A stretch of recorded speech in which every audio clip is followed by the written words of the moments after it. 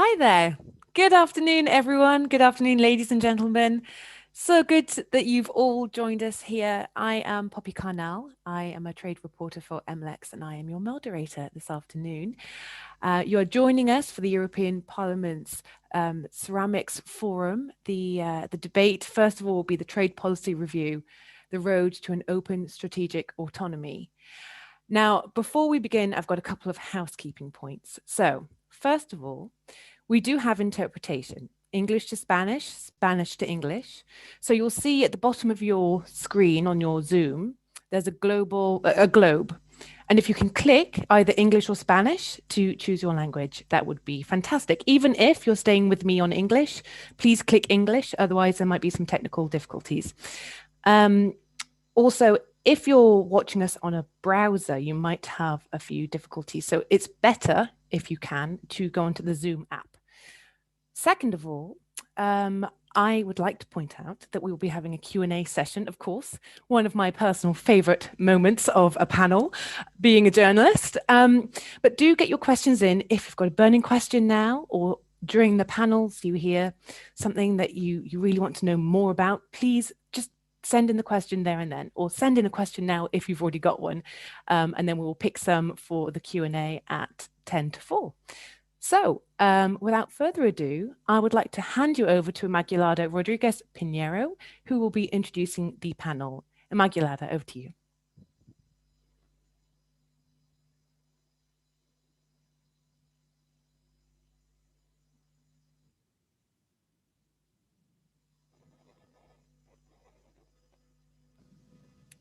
¿Ahora se me oye? ¿Sí? Can we hear you? Yes. Yes, Okay. perfect. Lovely. Okay, there we are. You have the floor.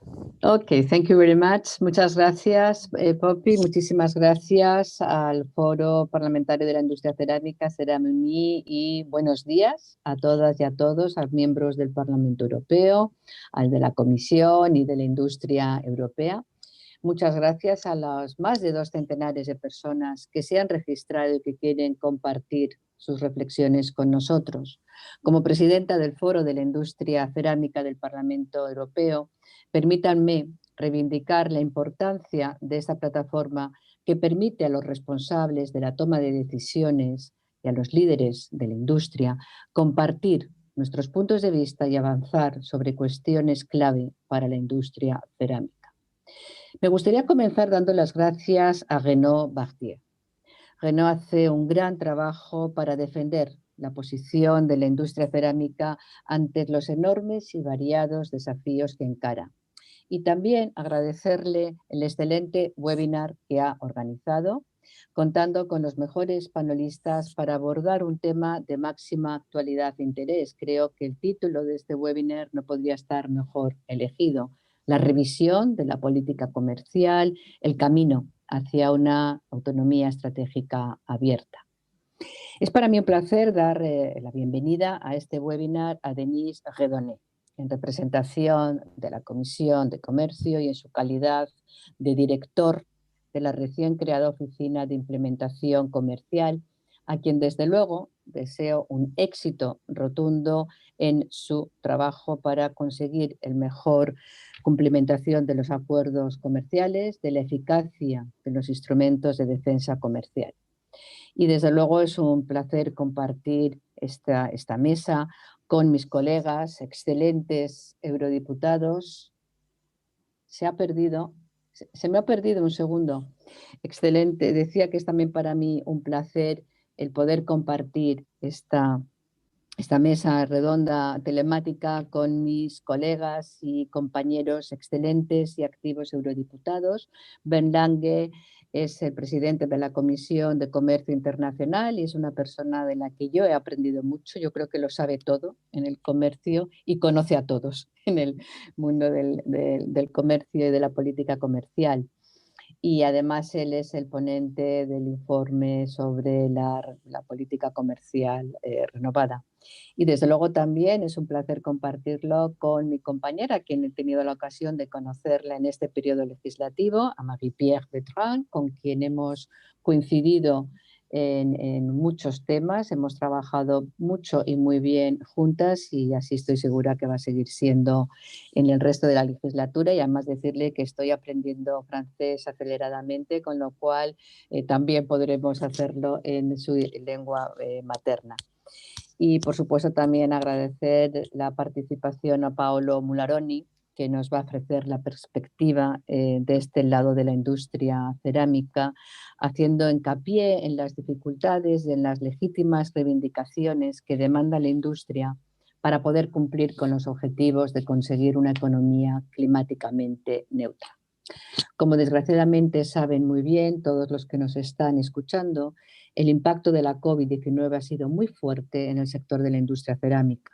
La producción durante el primer semestre de este año disminuyó entre un 30 y un 50%, dependiendo del sector y del país. Las ventas y las exportaciones se reiniciaron después de la primera oleada, aunque la industria no se ha recuperado aún, mientras las importaciones han seguido creciendo incluso a un nivel superior al previo a la crisis. Las medidas adoptadas es verdad que han permitido frenar el impacto en el empleo, que se hayan producido despidos masivos en el sector. Y por otra parte, quiero destacar también que este periodo de incertidumbres afecta, como es lógico, a la inversión. Grandes proyectos de inversión han quedado suspendidos y otros que estaban en marcha han quedado retrasados. Por eso es tan importante generar certidumbre y por eso es tan importante que el marco regulatorio de la Comisión Europea dé estabilidad y seguridad para el futuro. Y por eso es tan importante la comunicación y la participación que nos va a ofrecer ahora, en primer lugar, Denise Redonné, que, como saben, es el director adjunto en la Dirección General de Comercio y es el director de la Oficina de Implementación de la Política Comercial.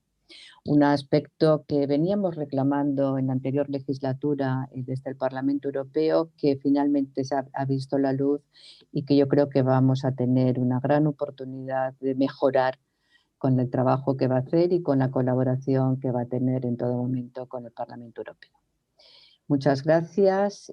Poppy, creo que con esto he cumplido el encargo de hacer la presentación de este webinar y de las personas que nos van a acompañar. Thank you very much. There's actually been a slight shift to our schedule. So the first speaker will be Bernard Langer. I will now ask Bernard to switch on your camera, please. And Immaculada, if you'd like to switch yours off so that we can bring Bernard to the floor. Thank you. Bernard, all yours. Thanks a lot. And thanks a lot for the invitation. And as Ima said, we are really faced with a lot of challenges in the field of trade. Even before the corona pandemic, there were some unilateral measures from big trading partners, which really, let's say, shocked a little bit the trading system, specifically, of course, from the Trump administration unilateral measures against the European Union, but also against China, which harmed the global economy. And then, of course, we have had some shocks because of the corona pandemic. Supply chains were decoupled, demands were going down. So that at the moment we have really a big uncertainty in the global trading system. So now the question is how to proceed in the future. My fear is that in some areas of the world, the answer goes in the direction of protective measures. Even inside the European Union, immediately in February, March, some member states took protective measures even against some other member states of the European Union. I'm totally convinced that protectionism is not the answer to the challenges we are faced with. I hope that the new president of the United States will also go back to a multilateral rules-based system and stop the protective mercantile style of US trade policy. If we are going in this direction of protective measures, then of course we will open the box of the Pandora and everybody will take some similar measures, and we are destroying the global trading system where specifically the European Union is relying on, and a lot of workplaces are really directly linked to an open rules-based trading system. So this is not our answer. Our answer is really the modernization of the trade system, and perhaps we formulate some of the priorities. And I'm really happy that the Commission is now open the discussion about the trade policy review and will come up with a new strategy in February. In my point of view, 4 elements should be mentioned on the top of the agenda of this new trade strategy. First, come back to the multilateral system. We are really linked in this global village. Unilateral measures harm immediately also countries and companies which are not directly triggered by these unilateral measures. So we really should stick to a proactive attitude to the multilateral system. We should really try to bring back the United States into the ship, into the tent of the WTO, and trying to give another push for the modernization of this institution. So we need some additions to the rule book, the question of state-owned enterprises, the question of protection of intellectual property rights, the question of the appellate body and the dispute settlement mechanism. So there's a lot of items which have to be reformed and extend to the situation as we have. By the way, we need also a new Director General of the WTO, and hopefully the United States under the Biden administration will accept our proposals, the Nigerian candidate. So this should be really one of the 4 top priorities. Secondly, it's evident, specifically after the pandemic shock, that the main topic in trade policy is the supply chain and the situation of supply chains, the resilience of supply chain, make supply chain robust, but also fair. We know that some free riders are using unfair competition advantages in using unstable supply chain, unfair supply chain to get some advantages. By the way, also in the field of ceramic industries. And this is not acceptable anymore. And therefore, we are really asking for European mandatory due diligence legislation covering supply chain for all products coming into the internal market, so that we have a level playing field in resilience and on fairness in supply chain.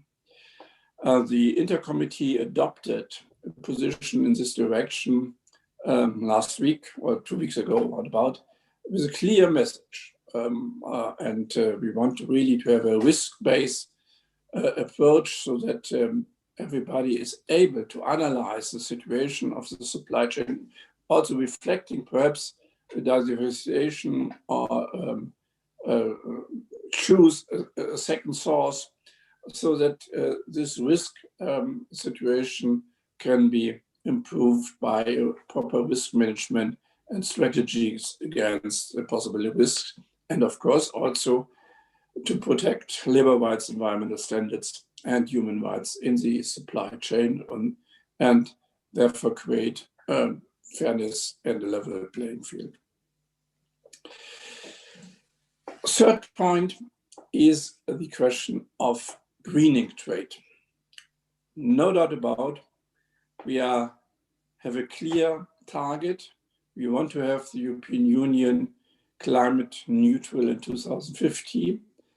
And of course, trade has to be part of the game, and trade has to be bring positive elements into the transformation of our industry. So one element is, of course, the preference to green goods. This is linked to the WTO, so the green goods negotiations, but also we can reflect on some preferences to green goods in the European Union and in our trading system and the trading with trade partners. We should also look on services in the green goods negotiations. So not just discussing if a bicycle is a green good or not. This has to be tackled in a bigger frame. And of course, we should also look in our trade agreements that the implementation of the Paris Climate Agreement is really part of our trade relations.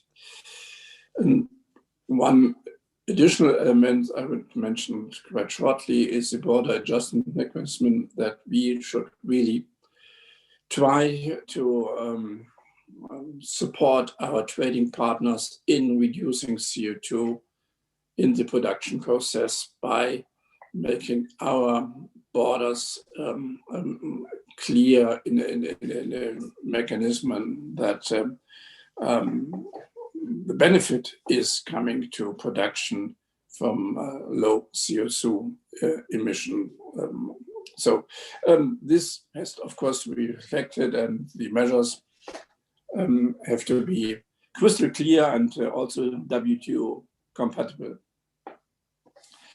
And the last point is the implementation and enforcement. I'm totally convinced that we have to use the possibilities of our trade agreements. In some trade agreements, we find use rates between 30 and 50%. That is not sufficient. So the information, the possibilities to make claims against restriction and problems. So the Commission launched just today a new platform for claims, and of course, some weeks ago, the new access to market with a calculator for the rules of origin is also a big step in the right direction. So the implementation on our side, but also on the side of our partners, have to be improved. And of course, also the TSD, the sustainability chapters and trade agreements. We need implementation plans, we need monitoring systems, and we need also proper enforcement mechanisms so that we can have a guarantee that our trade agreements are not holy words, but also lead to concrete practice on our side, but also on the side of the trade partners. So a lot to do, and to sharpen our toolbox for the future. Thanks a lot. Thank you very much. Thank you very much, Bernd Lange.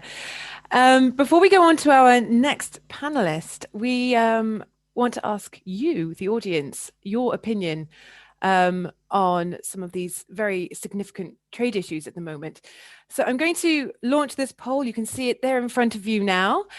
What do you consider the most pressing issue for the EU industry as far as trade is concerned?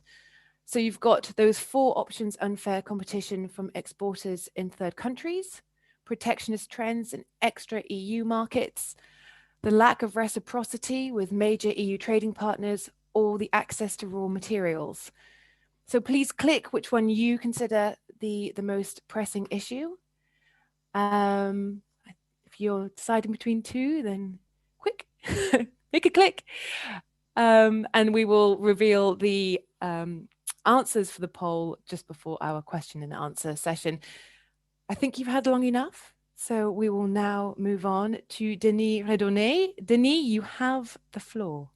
If you'd like to switch on your camera, where are you, Denis? There you are. I'm Wonderful. here. All yours. Sure. Thank you very much, Poppy, and thank you very much for the invitation. Let me just jump right in and try to pick up on some of the themes, in particular in the last pillar of the broad menu that Chairman Lange has sketched out, on the whole question of implementation and enforcement, and how this is an area where the EU institutions together, by which I mean the Commission, but of course, Council, Member States, the European Parliament, and the stakeholder community together can try going forward to improve the overall performance that we have in this area. It's clear that the common commercial policy must play its role in ensuring market access, in ensuring a level playing field, in ensuring predictability, at a time indeed when you have a whole host of challenges in international trade, especially for the sort of sectors that are internationally oriented, internationally integrated. Ceramic sector is one of them. 30% of the production is exported. That's significant. And there you face a whole host of issues. The impact of COVID, new competitors, emerging in developing middle-income economies, and more problematically than that, much more problematically, some trends towards protectionism in third country jurisdictions and the multiplication of trade barriers that tend to reduce or eliminate the market access that sometimes we otherwise negotiate in trade agreements. So the downstream of trade policies, so I think that has to do with the effective implementation and enforcement. What we have negotiated already, what we have on the books with the network of trade agreements and trade arrangements that we have is very important. And for this, we need to partner. It's very clear. We need to partner from the Commission side with the European Parliament, of course, which exercises democratic scrutiny, not just over a negotiating agenda, but also very much over all of these issues that have to do with everything that happens after we actually conclude a trade agreement.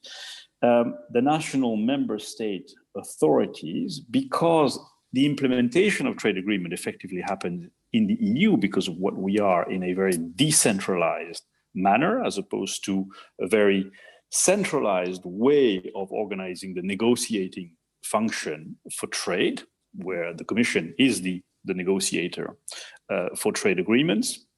And we must partner directly with the stakeholder community, again, because we have to be, in all this work, fundamentally evidence-based, and we need the evidence from the stakeholder community. There, I want to say, using the opportunity of this conference, that the ceramic sector is a very good example of when you have a sector that organizes itself in terms of this partnership and this interaction and this provision of evidence, we tend to be very successful. Cerame-Unie produces an annual market access inventory. That inventory serves very much us in terms of feeding the monitoring that we do vis-a-vis trade barriers in third countries. So it becomes, if you want, a tool of policy. Now, what I would like to say, maybe three quick things. One, how we're trying to reinforce our organization and our systems to tackle market access barriers going forward and how to act on this. Give examples of, very briefly, that things are being done in this area on the offensive side, and also say a word on the fact that where necessary and in a manner which is very affirmative, we also protect the EU market from unfair competition where necessary. So in terms of gearing up on the ability to ensure effective implementation and enforcement of the commitments that we negotiate, and the ability, therefore, to tackle market access problems and barriers, Chairman Lange referred to the fact that we have now put into operation a new single entry point and complaints mechanism, which has become effective as of yesterday. and which will enable the lodging and the treatment of complaints for market access issues, as well as for breaches of all kinds of different commitments in trade agreements, in particular and notably commitments that we have negotiated in the area of trade and sustainable development.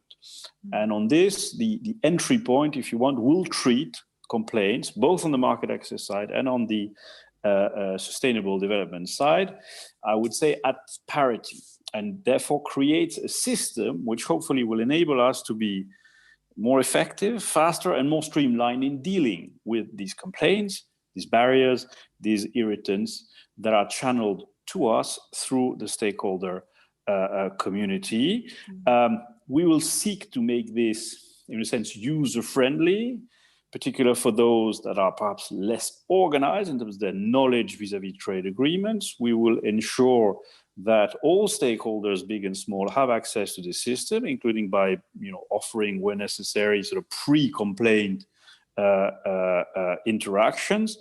And I would point out that we have put on the website of the Commission of DG Trade not just the system itself, the complaints forms, but also 2 notices which contain operating guidelines on this, as well as a notice on the working approaches more broadly that we want to follow in terms of the implementation and enforcement work in the Commission going forward. And I very much encourage the stakeholders listening today to avail themselves, if you want, of this. The key is indeed to work on the basis of evidence. And in a way, this is the kind of the underlying bargain, if you want, with this new system. We want to be demanding on the stakeholder community to bring forward evidence to enable us to act. But if they do, we need to be, as public authorities, more responsive, more systematic, more coherent in the way we handle these issues, these problems, these representations that come to us. It's not just enforcement, it's also implementation and information. And there, the access to market tool platform, web portal, is one which we hope will be a significant improvement in terms of access to information for internationalization, in particular of SMEs, on complex issues such as rules of origin, again, through a new instrument that, again, we have decided to bring forward alongside our new approach to enforcement. So we're working, if you want, on these 2 legs of implementation and enforcement, and making sure that the 2 legs are balanced. Where necessary, we act. In the case of the ceramics industry, I think it is well known that on the market access side, we have actually taken forward investigations under the umbrella of the trade barriers regulation in specific cases where we have distortions and barriers in third country. That's the case for technical requirements in the sector in Saudi Arabia, for example, and this is something which we're pursuing actively. And finally, perhaps a word on the protection side, if you want, and the fact that, of course, we have a positive agenda where we want to open markets in third country, but where necessary, we do what is necessary to protect the EU from unfair competition, including through trade tools, in this case, trade defense, trade remedy instruments. And there, I think, what I would say is simply that the position of the Commission is that there's every reason, frankly, to be intensely relaxed about the fact that we are an active and disciplined user of trade defense instruments, and that we have an approach that continues to be complaints-based, evidence-based, and rules-based, i.e. anchored, to echo what Ben Lange was saying, in the multilateral rules-based trading framework. And the reinforcement of our enforcement effort and toolbox will continue to remain anchored in multilaterally based international rules. That for us is very important because that is the, if you want, the North Star or the anchor for the development of policy. Once you do this, you can be assertive and affirmative about enforcement precisely because you are anchoring your enforcement effort into mutually agreed rules. I would finally say 2 things on this. It's not just important to use the instruments that you have at your disposal. You've got to make sure they're properly enforced. So we are taking the necessary measures, for example, to deal with circumvention. And this is something which the sector knows very well, because this is an area where in big anti-dumping cases, we have had problems of circumventions, and we have tackled this. We had the biggest anti-circumvention case on an ex officio basis, so taken forward by the Commission on its own initiative, in the case of anti-dumping measures on tableware coming from China. And we will also continue to look at what is happening on trade defense in terms of the third country cases against the EU's interests, precisely because we have seen that in many jurisdictions there is abuse of anti-dumping and trade remedy instruments. In some cases, we have managed to solve these issues. That has been the case in the ceramic sector, for example, in case of the GCC. In some other cases, we're ready to go all the way to the WTO on this, again, because we want to make sure that the standards that we apply to ourselves are upheld in third country jurisdictions. So I think that's the overview which I wanted to try to give today in terms of how we're trying to ramp up the effort. I was encouraged to hear that I think we are getting support from this, certainly from the European Parliament, as well as member states. And that is indeed very necessary, because this will have to continue to be a collective effort between the institutions and beyond the institutions. Thanks a lot. Thank you very much, Denis. Wow, that's a very good overview there. And I think we can all safely say that the Commission is not unbusy. You've got a lot on your plate. Now, before we go on to our next panelist, we have another poll question for you. There it is. What are the major difficulties for SMEs engaging in global trade? So now we're looking at the small to medium enterprises, if their challenges are different to the more general sectors. So we have access to reliable information, exporting procedures from the EU, importing procedures in the destination market, or competition with exporters subject to lower costs or domestic producers. Some interesting topics there, and we could have a whole session just on this question. So please make your choice. I hope I've given you enough time to choose. And we will now move on, I think, to Marie-Pierre Vedren, if you'd like to come and join me on this virtual stage. Okay, the floor is yours. Good afternoon to all of you. First, I would like to thank you for the organization on this debate, and I'm pleased to be here and to have the opportunity to discuss with you and with this excellent panelist.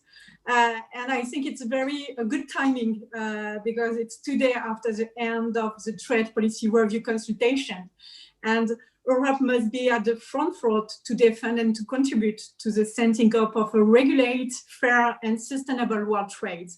And I deeply welcome the European Commission intention to promote an open strategic autonomy because European openness refers to the fact that 1 in 7 jobs depend on our exports.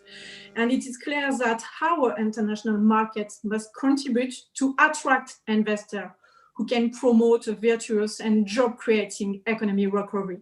And at the same time, pursuing our strategic autonomy means putting an end to naive Europe and to build an union that regains control over its future.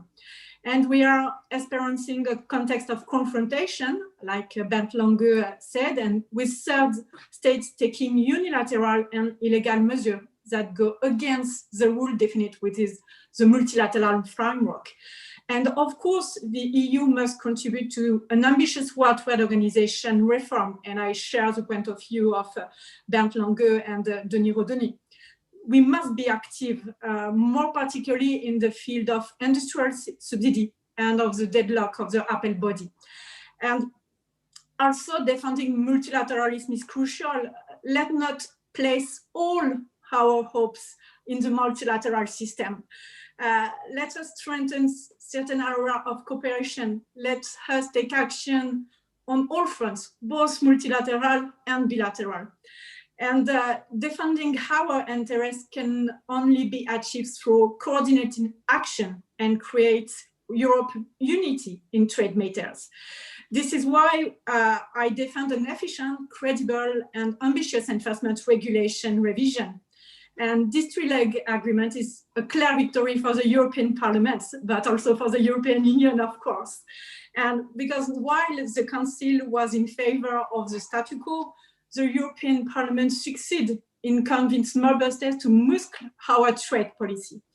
And now the EU will finally be able to adopt countermeasures on services and the EU harmonized intellectual property rights that represent a growing part of our trade relation. And it was an absolute necessity to gain in efficiency. Under our pressure and constant demand, the Commission commits to present urgently and no later than by the end of 2021 a new instrument to deter and counteract coercive measures by third countries. And this is a major paradigm shift that the European Parliament pushed for. And the objective is not to launch new trade wars, but to enable the EU to react to illegal and unilateral measures and the end of the Europe naive era. And it is a matter of credibility. We obtained a clear commitment from the Council, which recognized the urgency of the situation, especially in the current trade tension context. And like mentioned by Bernd Lange, we hope some commitment from the new administration of the US, but we need to move also at the European side. And deterrence or protection doesn't mean protectionism. Some member states still have too many reservations. And not being able to take measures in all areas under discussion is inconceivable. And not being able to react immediately is even more so. And the Council must take steps towards the strong and unique stance of the European Parliament. We must all go in the same direction, that of defending the European interest. And finally, in the context of our FTAs, our sustainable development provision must be enforced too. With these regulations, the Commission commits to an enforcement system in order to give, for the first time, equal priority to both market access and TSD provision alleged breaches. This is a first step, but we are expecting from the Commission an ambitious proposal to make TSD chapter and provision fully respect and enforced. Our main objective must be to strengthen and develop our defense toolbox in order to protect our industry and to defend a rule-based trade, as well as to ensure that the trade policy contributes to our value and our objective, especially regarding human rights and climate change. A good example of at the same time protecting our industry from unfair competition and promoting our values is upcoming proposal for border mechanism adjustment. This European Union remains a normative power, and through the adoption of ambitious directive and regulation, and we are setting high standards. And those wishing to gain access to our international markets must comply with our rules and the quality standard. And it is a matter of fairness, but also of consumer protection. And this carbon mechanism aims at reducing the difference across the climate ambitions. And as from the beginning of 2021, we need an ambitious proposal compliant with World Trade Organization rules. And finally, I would like to stress a key point. Concluding trade agreements is one thing, but it's very essential to encourage their proper implementation. And on these last points, I think that the European Union has ample room of improvement. All the opportunity offered by our free trade agreements do not always become reality. And Denis Redonnet just spoke before me, and the new Chief Trade Enforcement Officer will play a key role. And the access to market initiative is already a good point to make sure that our enterprise, and especially our SMEs, fully benefit from our FTAs. And not barriers to market entry when they do not need to be more control to be ensure the conformity and the traceability of products entering our market. It is by working on such developments that will also contribute to restoring the confidence of our company, but also with our citizens in trade policy. Thank you. Thank you very much. Thank you very much, Marie-Pierre. Some very interesting points there. And absolutely, you know, it's one thing to have these trade agreements, but it's also another for them to walk the walk and not just talk the talk, as they say. And on this very subject, our lovely audience would like to reach back out to you and see what your opinion is on where we should go next. So if we could have the next poll question, please. There we are. Just waiting for it to come up. Well, I've got the question, so I'll just read it out to you. Oh, there we go. What region or country should the EU target in its future trade agreements? So we have North Africa and Middle East, China, Southeast Asia, or Latin America. Where do you think we should be aiming our efforts next? So I'll just give you a few minutes, not a few minutes, a few seconds to think about that one. Made your choice? I will leave it at that. And we will be getting the answers, as I've said, at the beginning of the question and answer session. Okay, all right. I think I've given you plenty of time there. I would like to now invite Immaculada back to our stage to give your presentation. Are you there? If you'd like to switch on your camera.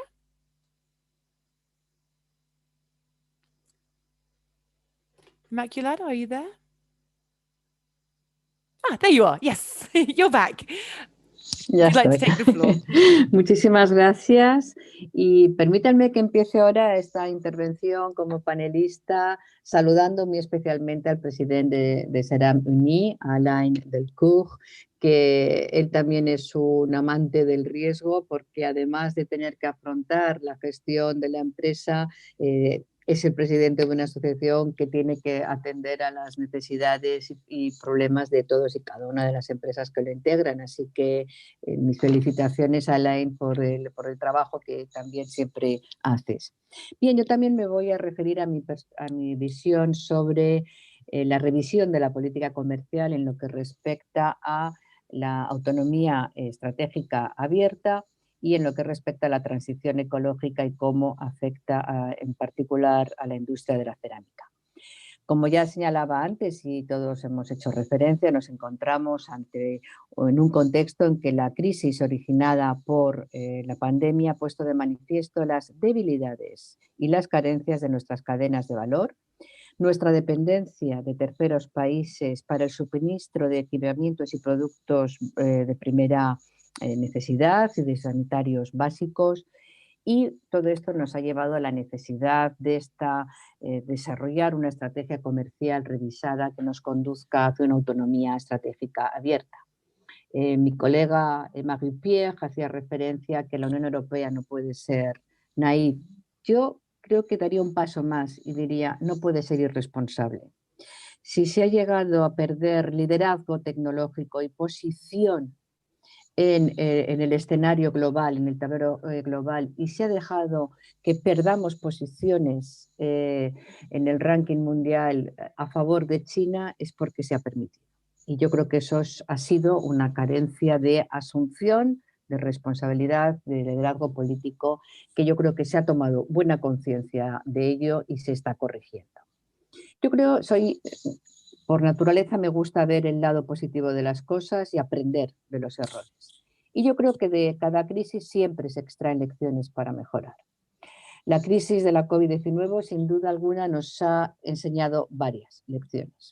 Primero, la importancia de desarrollar una política industrial mucho más activa y coordinada con la política comercial. Segundo, la necesidad de proteger mejor a nuestras empresas ante la competencia desleal. Tercero, el valor de tener relaciones comerciales más equilibradas y recíprocas con nuestros socios comerciales. La Unión Europea tiene que impulsar una economía mucho más competitiva, resiliente y diversificada, que preserve la competitividad de sus industrias, que refuerce nuestras cadenas de valor y que reduzca nuestra dependencia de la importación de terceros países. Estas son las bases sobre las que se tiene que desarrollar una autonomía estratégica abierta. Y para ello se tiene que actuar simultáneamente en diferentes ámbitos. Hay que potenciar las exportaciones de productos europeos con un mayor rendimiento medioambiental que lo que tienen nuestros competidores. Hay que implementar efectivamente los acuerdos comerciales. Hay que asegurar que los beneficios del comercio llegan a todas y cada una de las pymes. Hay que asegurar unas reglas del juego equilibradas y aplicar eficazmente unos adecuados instrumentos de defensa comercial cuando proceda, como muy bien señalaba Denis. Y por ello me parece de vital importancia la creación de la Oficina de Implementación Comercial, la designación de Denis como director de la misma. Y de hecho quiero felicitarle por el lanzamiento ayer de este nuevo sistema de punto único de entrada para las reclamaciones sobre el incumplimiento de las normas comerciales relativas a los compromisos de desarrollo sostenible, que ahora, espero que sea verdad, tendrán el mismo nivel de atención que las barreras de acceso a los mercados. Este es un camino en la dirección correcta y yo me alegro que en tan solo 3 meses, creo que es desde julio, que está Denis al frente de la oficina, desde su creación, 4 meses, en 4 meses ha sido posible hacer esto, por lo tanto tengo muchas expectativas en que otras muchas cosas que venimos reivindicando desde el Parlamento y desde los sectores se puedan poner también con ese empeño en que se consigan. Yo creo que Denis es muy consciente de la importancia que tiene para la industria europea en general y para la industria de la cerámica en particular, perfeccionar el diseño y la aplicación de los instrumentos de defensa comercial, especialmente en las circunstancias actuales. Y yo creo que para eso sí que es muy importante que la Comisión abra investigaciones tan pronto como se demuestren los primeros signos de daño, en vez de esperar a que el daño causado por las prácticas de importación desleales sea irreversible o muy grave. Hay que arbitrar los mecanismos necesarios para que la Comisión pueda actuar de oficio. Ya lo ha hecho y ha puesto de ejemplo el caso de las vajillas de cerámica procedentes de China. Pero no debe de ser la excepción, debe de ser la norma. Hay que garantizar que las pymes tengan acceso a los instrumentos de defensa comercial y hay que aplicar algo que sé que no afecta directamente a la Ghg Trade, pero que también la Ghg Trade tiene que empujar para conseguir que los controles aduaneros sean más estrictos, estén más armonizados, para garantizar que los productos importados desembarquen en el puerto que desembarquen, cumplan las normas de la Unión. Respecto a la transición ecológica, yo creo que la industria europea no debería enfrentarse a una competencia desleal de competidores de todo el mundo que se rigen por estándares inferiores en materia de regulación laboral y de regulación medioambiental. Por ello yo creo que es fundamental incorporar como elemento esencial en todos los acuerdos comerciales los acuerdos de París y el compromiso del cumplimiento de los mismos. Yo creo que en este sentido la Unión Europea puede y debe utilizar la política comercial para incentivar activamente a nuestros socios comerciales a que mejoren sus estándares ambientales y a que cumplan el Acuerdo de París, porque la transición hacia una economía global más sostenible es una prioridad. Y esa transición o es global o no será. Por ello, la Unión Europea tiene que apoyar a las pymes industriales en su transición hacia la descarbonización. Por dicha razón, y tal como me comprometí con el sector en el anterior webinar en el que tuve ocasión de participar, y atendiendo a razones de equidad, a razones de justicia, a razones de eficiencia, el pasado 23 de octubre envié una carta como presidenta del Foro Parlamentario de la Industria de la Cerámica a la vicepresidenta de la Comisión, Margaret Vestager, cofirmada por los 2 vicepresidentes del Foro, el señor Mr. Tajani y el señor González Pons. Eso es importante que lo hayamos firmado, que lo hayan firmado también, porque representan diferentes grupos políticos y diferentes intereses nacionales. Y el objetivo de la Carta es solicitar que se reconozca que el sector de los azulejos cerámicos pueda ser reconocido como elegible para la compensación por los costes indirectos del carbono hasta el año 2030. He de decirles que desde el 23 de octubre aún no he obtenido respuesta, pero también les puedo anunciar que voy a volver a pedir una respuesta porque creo que ha transcurrido el tiempo razonable para que podamos tener constancia de su posición frente a lo que plantee en la misma. Y desde luego, en cuanto tenga conocimiento, se los haré saber. La industria cerámica ha demostrado sin duda su compromiso con los objetivos climáticos de la Unión Europea. Los avances conseguidos por el sector hay que ponerlos en valor hasta la fecha porque son importantes. Lo que ocurre es que son poco conocidos. Han sido muchos años invirtiendo y trabajando para reducir su impacto ambiental, para desarrollar productos duraderos, para contribuir a la eficiencia energética y, sin duda, para proteger a sus empleados, introduciendo las mejores prácticas en relación con la salud laboral. Sin embargo, no es suficiente. No es suficiente para conseguir el ambicioso objetivo que nos hemos marcado de reducir las emisiones de CO2 para tener una economía neutral climáticamente en el 2050. La revisión de la política comercial, por eso, debería ser también una oportunidad para reflejar mejor los costes ambientales y diseñar adecuadamente el mecanismo de ajuste de carbono en frontera. Porque en eso, en el diseño de reflejar los costes, es donde se ve efectivamente la competitividad de una industria y la competitividad de una empresa. Por tanto, es necesario un mecanismo que, desde luego, ya lo han dicho todos quienes me han precedido en la palabra y que compartimos, y sé también que es la posición del sector, que ha de ser absolutamente respetuoso con las reglas de la Organización Mundial del Comercio. Y ha de ser capaz de reforzar la protección contra las fugas de carbono. Y, por tanto, ha de preservar también la competitividad de los productos de la Unión Europea en nuestros mercados de exportación. La Comisión debe de estudiar en qué medida el mecanismo de ajuste que proponga funciona adecuadamente para todos y cada uno de los sectores industriales, sin dejar a nadie atrás, sin dejar a ninguno atrás. Porque es evidente que su aplicación va a ser mucho más compleja para aquellos sectores, como el de la industria cerámica, que se caracterizan por su heterogeneidad. Y por tanto resulta mucho más difícil establecer para las importaciones un valor representativo del contenido de carbono que llevan. El mecanismo de ajuste no está decidido. Existen diferentes alternativas. Hay tiempo para estudiar, para debatir, para consensuar y para decidir. Pero desde la transparencia y desde la colaboración, escuchando activamente a todos los interesados.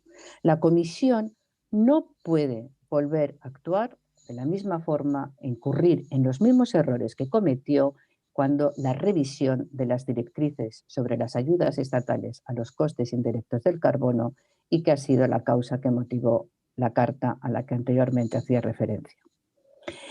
Termino ya para decirles que les puedo asegurar que estoy y seguiré estando plenamente comprometida con la industria cerámica europea y que seguiré trabajando para ayudar a garantizar una competencia leal a nivel internacional en favor de un comercio libre, justo y bien regulado. Estoy segura que desde la colaboración entre todos los agentes intervinientes, los legisladores, los gestores, los industriales, los productores, los consumidores, avanzaremos. Muchas gracias. Thank you very much, Maguilada. We do have one more speaker, but before, Paolo, before I bring you onto our virtual stage, unfortunately, we'll be losing Marie-Pierre very soon. She has another engagement, so she'll only be with us for another 5 minutes. So I thought, while we've still got you here, if we could just bring you back so that I could maybe ask you a couple of questions, just to make the most of the time that we have here. So there's a slight adjustment to the agenda, but just so that we can. Hi, there you are. Hello. Thank you so much for coming back. And I know you've got to rush off, but I've got two questions for you. The first one is a very quick question. It's actually on the poll that we just asked about which region you think the EU should focus on next for FTAs. Obviously, in an ideal world, it'd be all of them. But given the choice of North Africa and Middle East, China, Southeast Asia, or Latin America, which do you think the EU should focus on next? It's difficult because I think that it's very important to have a global picture. Of course, my first answer is China, because it's an important market, and we know that the relation between China and US is very important, and the European Union don't be a jailer between these two countries. So it's very important to be focused on China, but also with other areas. Because we know that it's an international market, and it's completely connected. But my first choice is China. Okay, interesting. Let's see. Well, you won't be around, unfortunately, for the poll results, but we'll pass on to you the outcome to see if people agree with you. And just secondly, before you go, now, obviously, you have been the rapporteur under the enforcement regulation. Congratulations on your work there and getting that all done. Now, we have this commitment for the anti-coercion proposal from the Commission next year. What opportunities do you hope that the Commission will take when it's delivering this proposal? Oh, maybe the question is for Tony also, because it's very. I think that during the negotiation of enforcement regulation, we push for a new instrument because we think that it's very important to have a complete toolbox and to have the possibility to react on a scope is very large, but also to react timely. So it's very important to have a new instrument, new instrument about coercion, but to have a complete panel of instruments. So what is my expectation? Of course, and all the time, and since the beginning of this debate, we mentioned the compatibility with the World Trade Organization. Compliance is very important because, like I said, it's very important for the European Union to be compliant with the rules and to promote a rule-based system. Because if we want change from our partners, it's very important to be exemplar. So this is my first engagement to be clear that the new instrument is compliant with international law.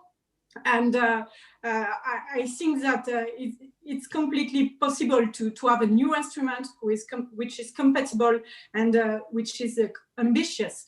But let's see the proposal from the Commission, and after the proposal, we can, for the European Parliament, improve this proposal and work with all the group at the European Parliament, because I think that now we have a consensus at the European Parliament to move forward on this topic and to strengthen our toolbox.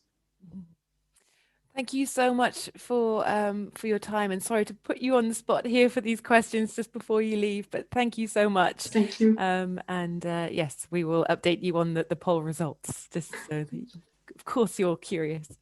Thank you. So now, Paolo, if you'd like to switch on your camera, and I'll welcome you to your presentation. Thank you. Good afternoon. Good afternoon. It's a pleasure being here to bring you the point of view of the ceramic industry. And we also have a presentation we'd like to share to show you briefly a few numbers about our industry. It's coming up in just a second.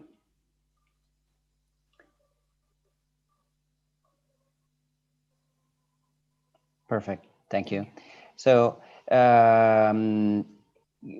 first of all, we can go to the next slide. We can see the ceramic industry is mainly made up of small and medium-sized enterprises, making up the 80% of the industry, and it's a source of direct employment for 200,000 people in the EU. So we think it's a sizable industry. We produce durable goods, and the ceramic tile, then brick, then technical ceramics, refractories, sanitary ware. So it's there's a broad variety of products within the ceramic industry family, and they're all durable goods. In fact, as an example, we can say an average lifespan of a brick house is over 150 years. It's an industry that's highly devoted to exports, and it's an industry that is extremely sensitive to energy prices. In fact, up to 30% of production costs are related to energy.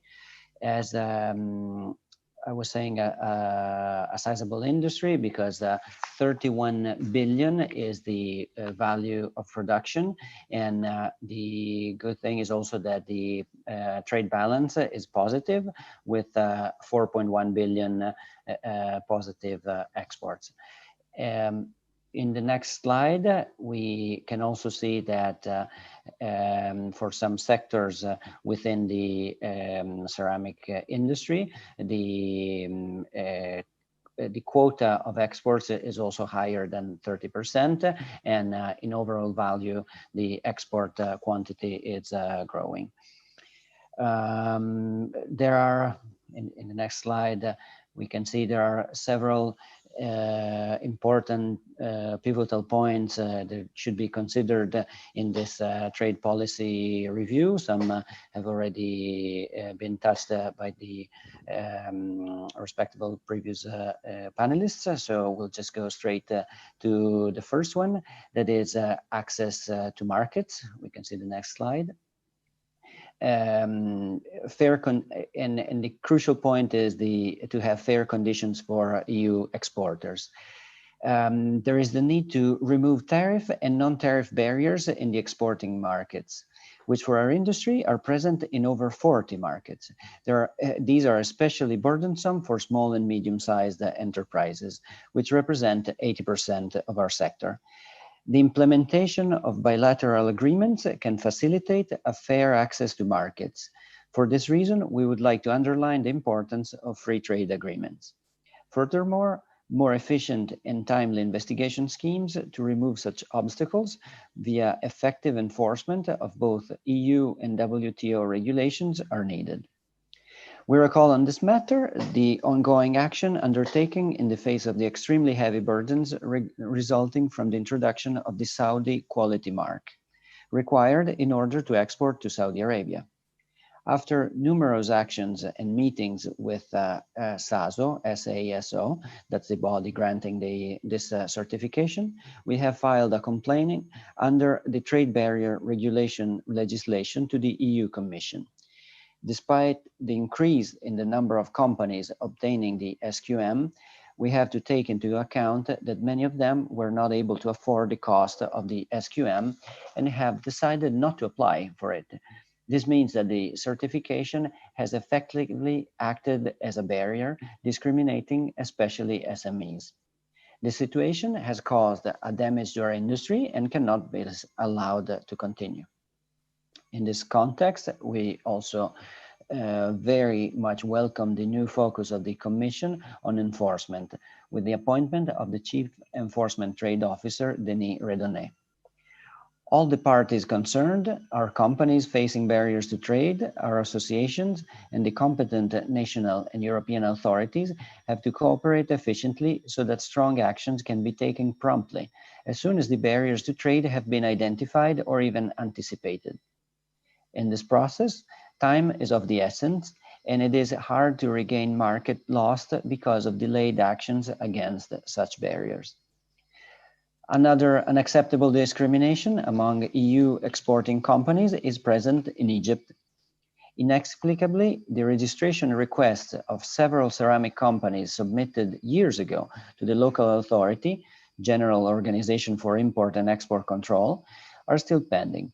Therefore, these companies cannot access the Egyptian market. In the next slide, we touch the point that competitiveness of EU manufacturers and exporters must be preserved in relation to international competitors through the implementation of trade defense instruments. Trade defense tools to redress distortive behaviors such as illegal dumping, tariff circumvention, subsidies, and intellectual property infringements must be strengthened. I particularly want to stress the importance of acting early and fast in relation to illegal dumping. The ceramic industry is a good example of how effective anti-dumping actions can be if they are taken early enough, as in the case of ceramic tiles imported from China. Anti-dumping investigations have to be launched as soon as the first evidence of injury appears, most importantly in the case of SMEs and disaggregated sectors, where prima facie evidence takes more time and disproportionate efforts to collect.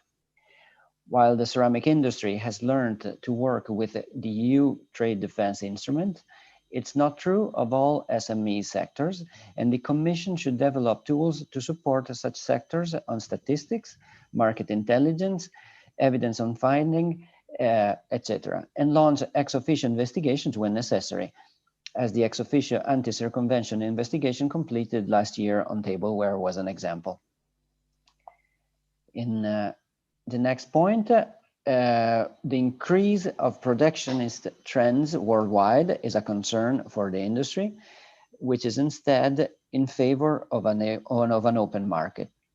The EU should work to facilitate market access at fair conditions for EU exporters and secure free and consistent access to raw materials. Beyond market access and trade defense, an open autonomy can only be achieved if we strengthen our value chains. Ceramic products are essential to many strategic ecosystems, from construction for the renovation wave to steel, glass, and many more high temperature processes through refractories. And medical applications, cars, electronics, batteries, etc., with technical ceramics. We cannot build a resilient European society without preserving the competitiveness of these sectors. For this purpose, and in transition to a greener economy, the EU should take into account also external trade, which for our industry amounts to 30% of the value.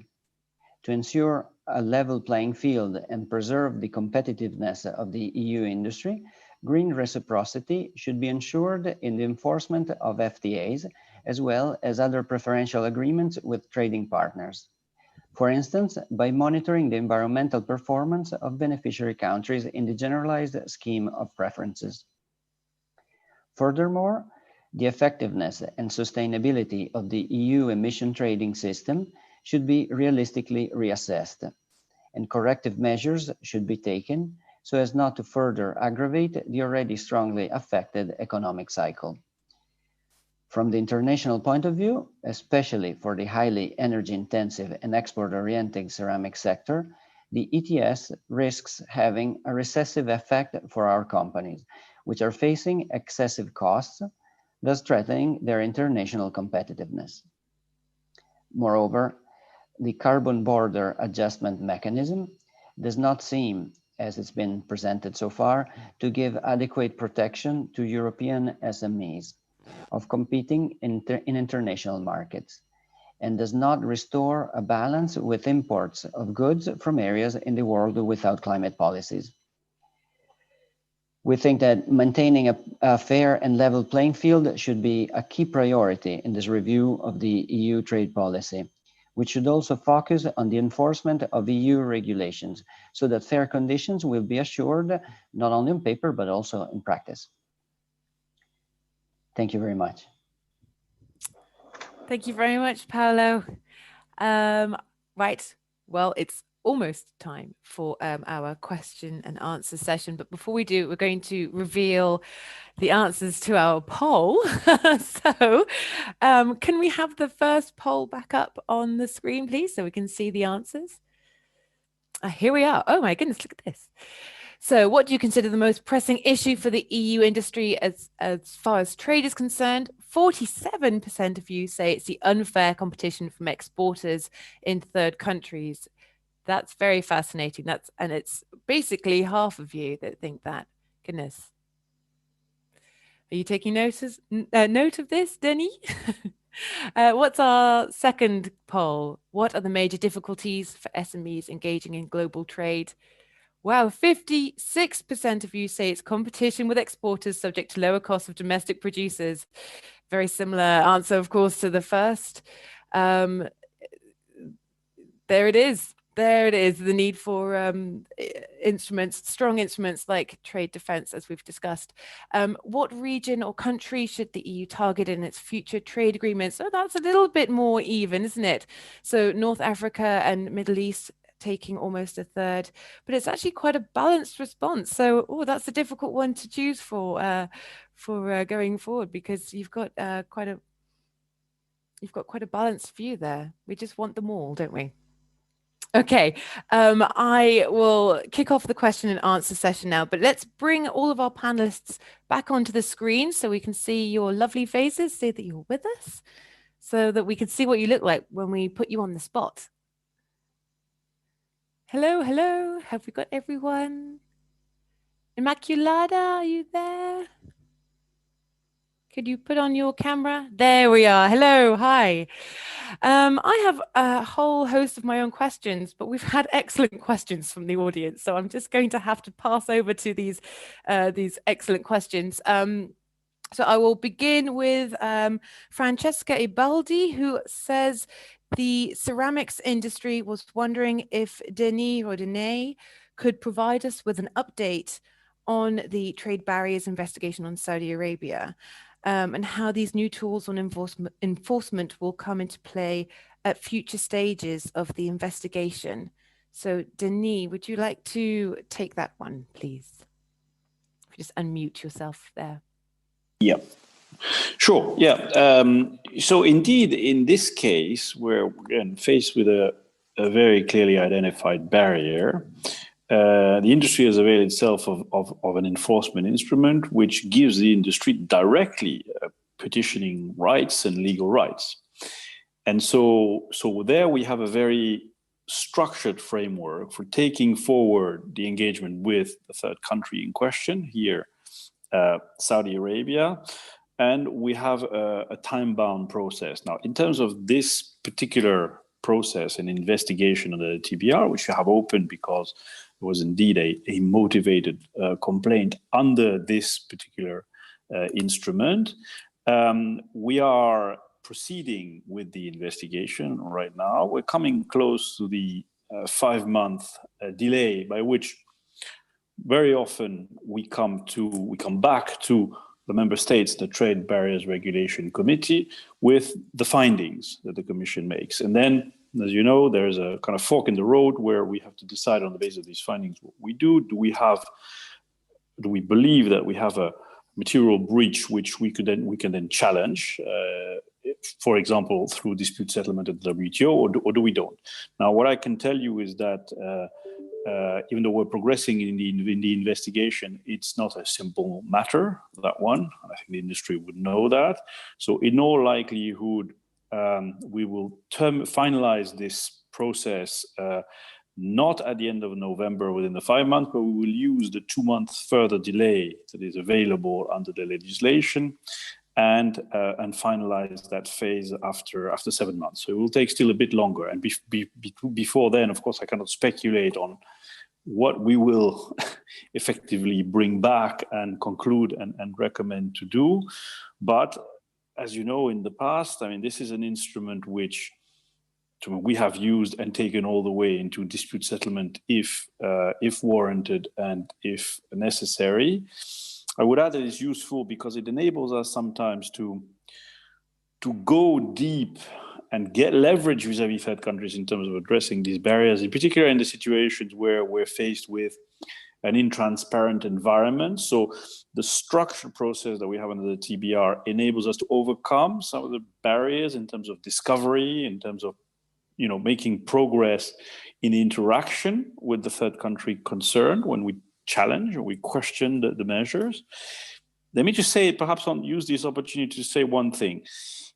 In our further approaches and reinforcement of our approaches to implementation and enforcement, we're also thinking about where necessary in our own work, in the ex officio work, so leaving aside the question of whether we have a complaint with the TBR or not, where necessary to mirror a bit, if you want, the structured discovery process that we follow, for example, in a TBR investigation, and to do this on the basis of our own administrative powers. Again, because we want to be as systematic as possible when we have a very clear issue being brought by stakeholders with evidence, and we need to give ourselves all the tools, a proper action plan adapted to every single enforcement priority case, including where necessary by taking forward the process in a more structured process than perhaps we would do otherwise, where, let's say, the main vehicle for interaction with a third country would be a committee under a trade agreement or whatever other diplomatic channel. We can do that, but we can also do more, and we can do more. Of course, we do more when we are in a trade barrier regulation investigation. We can do more also when we do things out of our own initiative. So that's what I think perhaps I can say on this at the other one. Thank you. Thank you very much, Denis. I have a question now from Laura Cohen, who is from the British Ceramic Confederation. We have a question here. What are your views on whether the EU should impose a carbon border adjustment mechanism on trading partners that have the same or stricter carbon reduction legislation, such as the UK? I'd like to ask across the panel here. A number of you have mentioned the carbon border adjustment mechanism. Immaculada, could we go to you first? Or could you unmute your mic? ¿Ahora se oye? Yes. Sí, perfecto. Bien, creo que es una muy buena pregunta. Creo que todavía tenemos que determinar cómo va a ser ese mecanismo de ajuste de carbono en fronteras. Desde luego, el objetivo es para garantizar que todos contribuimos a conseguir esa neutralidad económica y que, por tanto, las emisiones de CO2 que se emiten son las que están acordadas y son acordes con las reglas de la OMC, por supuesto.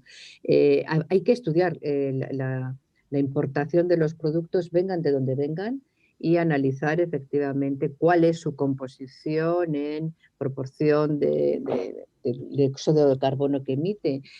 Si lo normal es que un país que está igualmente comprometido, como ha estado hasta ahora siempre el Reino Unido, que formaba parte de la Unión Europea, lo normal, esperemos que no hay una divergencia en su regulación y mantenga los estándares europeos, con lo cual no sería necesario la aplicación de la tasa. El objetivo de la medición es precisamente para aplicarlo a aquellos productos que reúnen las condiciones para ser aplicada la tasa. Esperemos que con Reino Unido no sea necesaria, porque ojalá los estándares tan elevados que ha mantenido hasta ahora sigan siendo en el futuro y vayamos a la par, ¿no?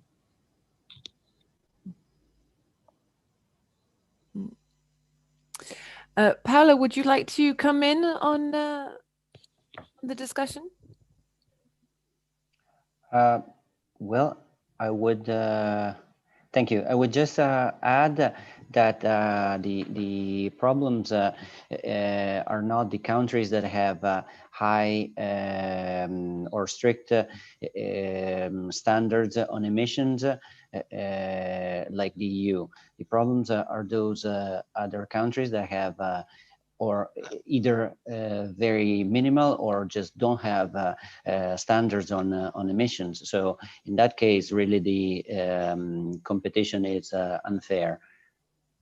That's really the point of discussion. Mhm.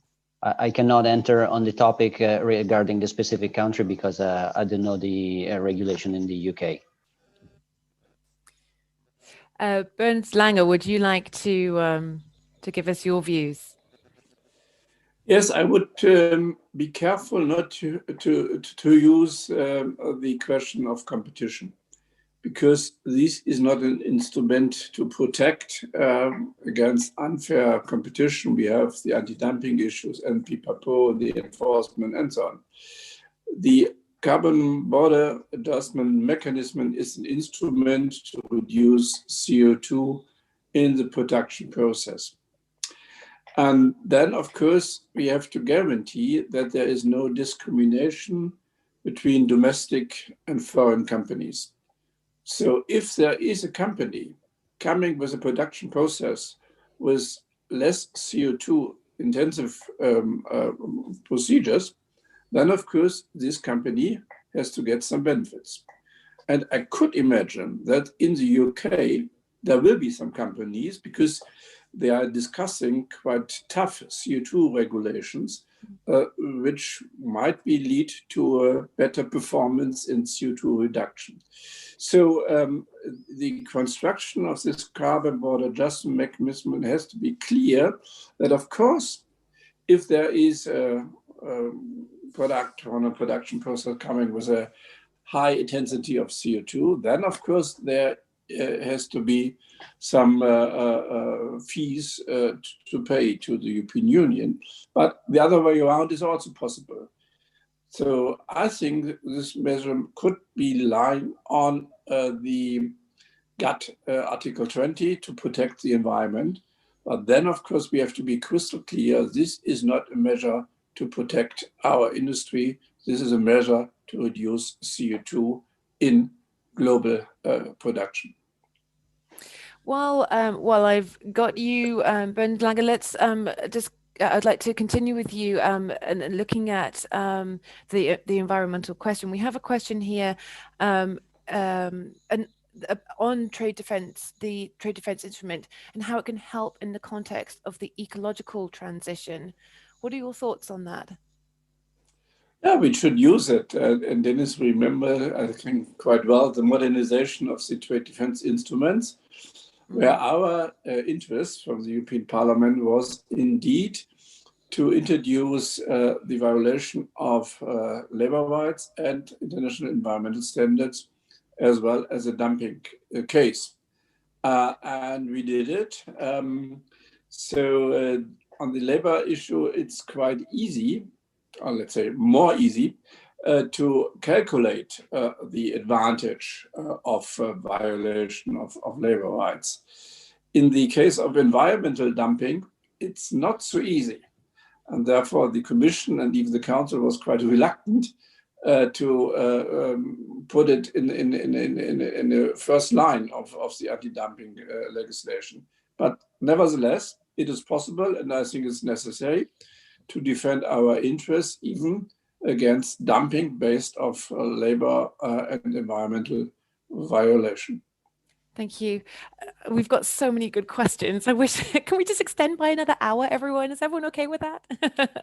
No, I think I have one final question because just for the interest of time. And it seems to be a popular one. So I've kept you waiting on the edge of your seats.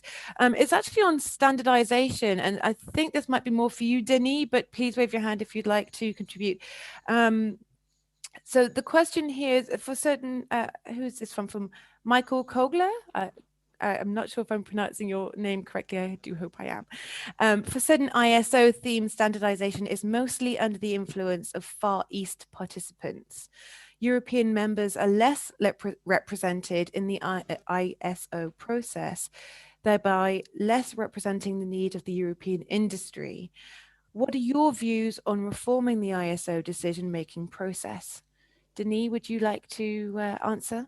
Can you limit it to a minute? Yeah, this is a very complex question, but and there's no one size fits all answer to saying we need a wholesale review and reform of the international standard setting organizations.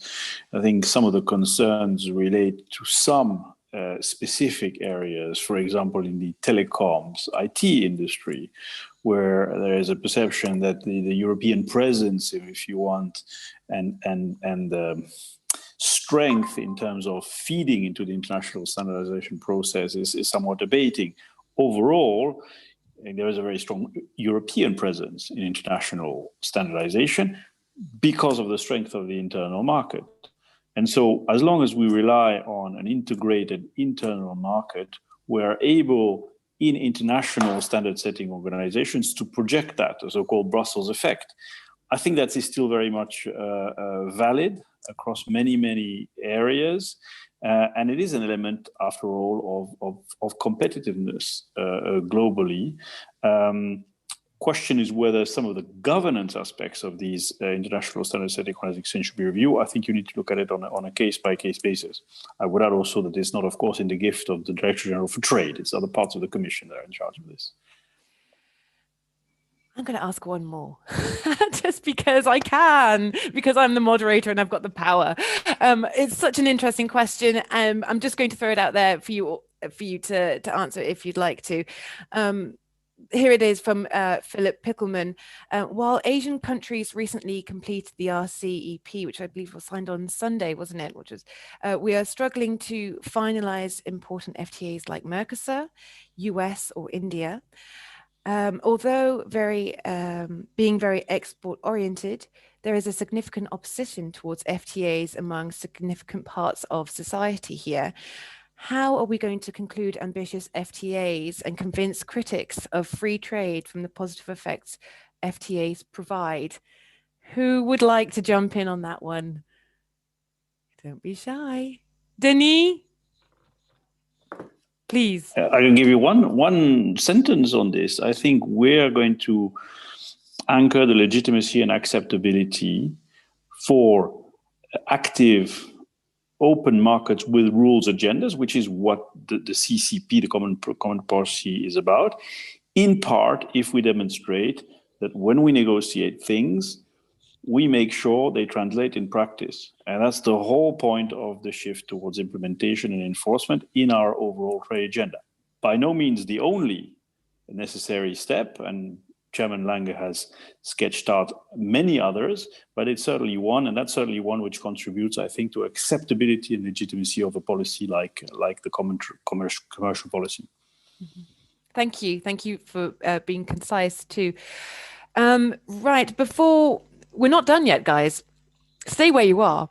We now have some conclusive remarks from Renaud Bettier, who is the Director General from Cerame-Unie. Renaud, are you there?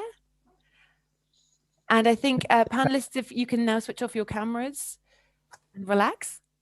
Well, Renaud gives us the presentation. Poppy. Thank you. So, well, thank you. I really want to thank you and the participants and all people who have attended, but you will do that. But my role is to conclude, and it's impossible to wrap up all this. We have had such a very dynamic discussion. I think what my take is really that this discussion is showing, I think we all want these rules to be implemented. We all want a rules-based fair trade. The question is, how do we do it? And we can see from this discussion all the very different aspects. Of course, there are instruments and there is a strong will, I think, from everyone to make these instruments more efficient. Everybody has in mind also everybody would prefer if multilateralism would be working, especially in the context that the chair, Bernd Lange, has highlighted in the beginning in what situation we are today. But then it doesn't always work. And as MEP Vedren said, we cannot put all our eggs into WTO and into multilateralism. So I think what is important is that we really, because it's so complex, I think from the industry point of view, I will not lie if we say that we really appreciate this, the focus that is now being put by the Commission on enforcement with the appointment of the Chief Trade Enforcement Officer, because it's very easy to get lost, and it's always what I say. And it's especially from the side of the ceramic industry, because we have so many SMEs, it's really difficult to get the facts right and to bring all of the information. It's so much work. And we are then asked to demonstrate, to show that we are not lying, and so on, before we have a legal case. So it's everybody has to go into the same direction for enforcement. And then I wanted also to maybe add an answer to the question about how can we sell the FTAs. And I think what is also important is that we have to show that trade is also good for the Green Deal. It's also good for enforcement, for if we want to contribute to greening, to have green policies and reduce the environmental cost and so on. So especially if exports come from the European Union, because we have products that have very often a higher environmental or better footprint, a lower footprint. And it's important that we make sure that these products are competing equally on export markets. So sometimes people or NGOs maybe might see trade as something negative because it involves transport, but in our case, it can be also a way of some kind of commercial diplomacy pushing our standards abroad, and this is why we should also have this balance, of course, not protectionist, as Bernd Lange has highlighted. But what we need today, above all, if we want this level playing field, it's enforcement. I think that has to be the priority. And early actions also refer to what Mrs. Rodriguez Pinheiro has highlighted in terms of early actions for trade defense. It's so difficult, especially for SMEs, and we are a good example. As soon as there is an injury, we know, and of course we have to look at the threat of even higher injury, but as soon as there is the beginning of an injury, we have to act immediately. Thank you. That would be my conclusions.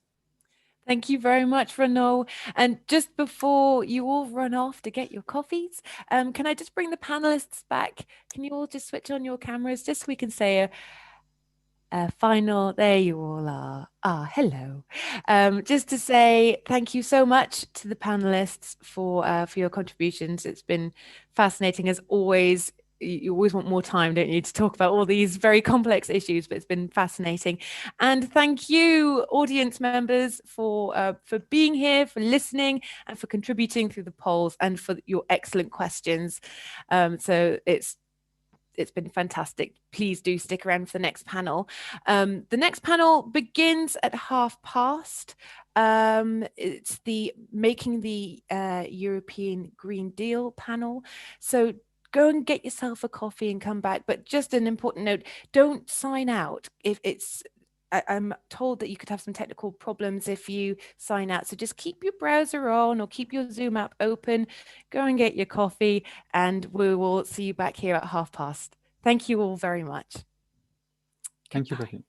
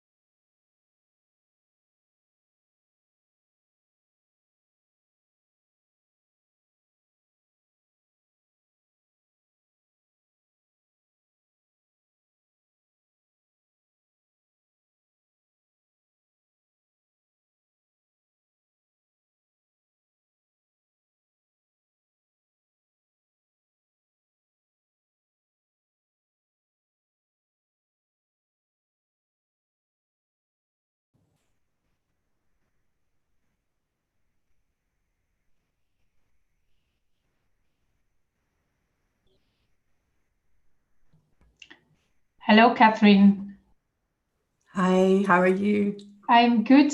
I have a presentation. Would you like, is it okay that I share that at the beginning while I speak? Yeah, absolutely. I'm just going to introduce you first, and then I'll invite you to put your camera on, and then you should be able to share your slides. Yeah. Yeah, sounds good. Okay. Should I mute again? Yeah, best to. Thank you. Yeah.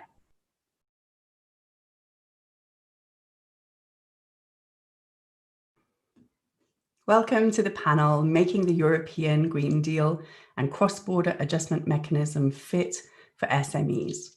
I'm your moderator, Catherine Sheridan from Sustainability Consult in Brussels.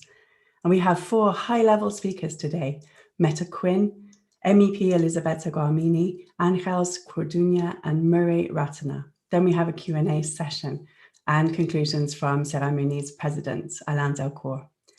We're going to have 3 polls, and the results will be presented at the start of the Q&A. Now, I'm going to invite each speaker to come up to put their microphone and their video camera on at just the right moment, so they don't need to worry. And I'm sure that you, the audience, know by now how this works. You can put your questions in the Q&A at the bottom, vote up the ones that you like. And if you're on social media, the hashtag for today's event is ECD20. That's European Ceramic Days 20. So I'd like to invite our first speaker, Meta Quinn, to put her camera and microphone on now while I introduce her. So Meta Quinn is head of unit in DG Klima at the European Commission. Meta is responsible for the implementation of the EU Emissions Trading System, or ETS. And she was in Paris back in 2015 as part of the EU's delegation at the climate talks. So she's definitely the right person to share some insights with us today. So Meta, over to you. Yes, thank you very much, Catherine. I have prepared a presentation which I would like to share with you. I share my screen. Yeah, do you see how to do that okay? I think it should be okay. Yeah, it looks like something. There you go. And if you Is this okay? And if you put it onto the presentation mode, then we'll be able to see your slides. So you have your presentation? Yeah, do you want to put it into the presentation mode, and then we'll be able to see the slides more clearly? Yes. So wonderful. Hello. Thank you. And hello, everyone. Thank you for inviting me to this panel this afternoon. I will be happy to give a little bit of an overview of where we are with the climate neutrality objective, the climate law, and a bit of where we are in the implementation for phase 4 of the EU ETS and the review that we have just started. So I wanted to give a little bit of the context first.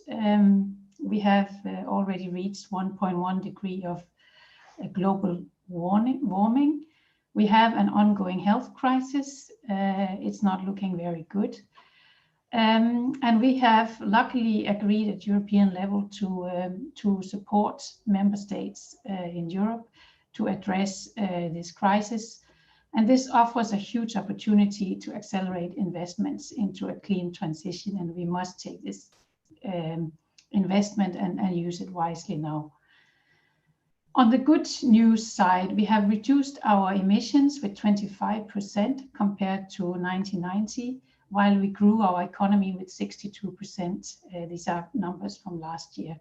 So we have already a good trajectory of decoupling our growth from our emissions.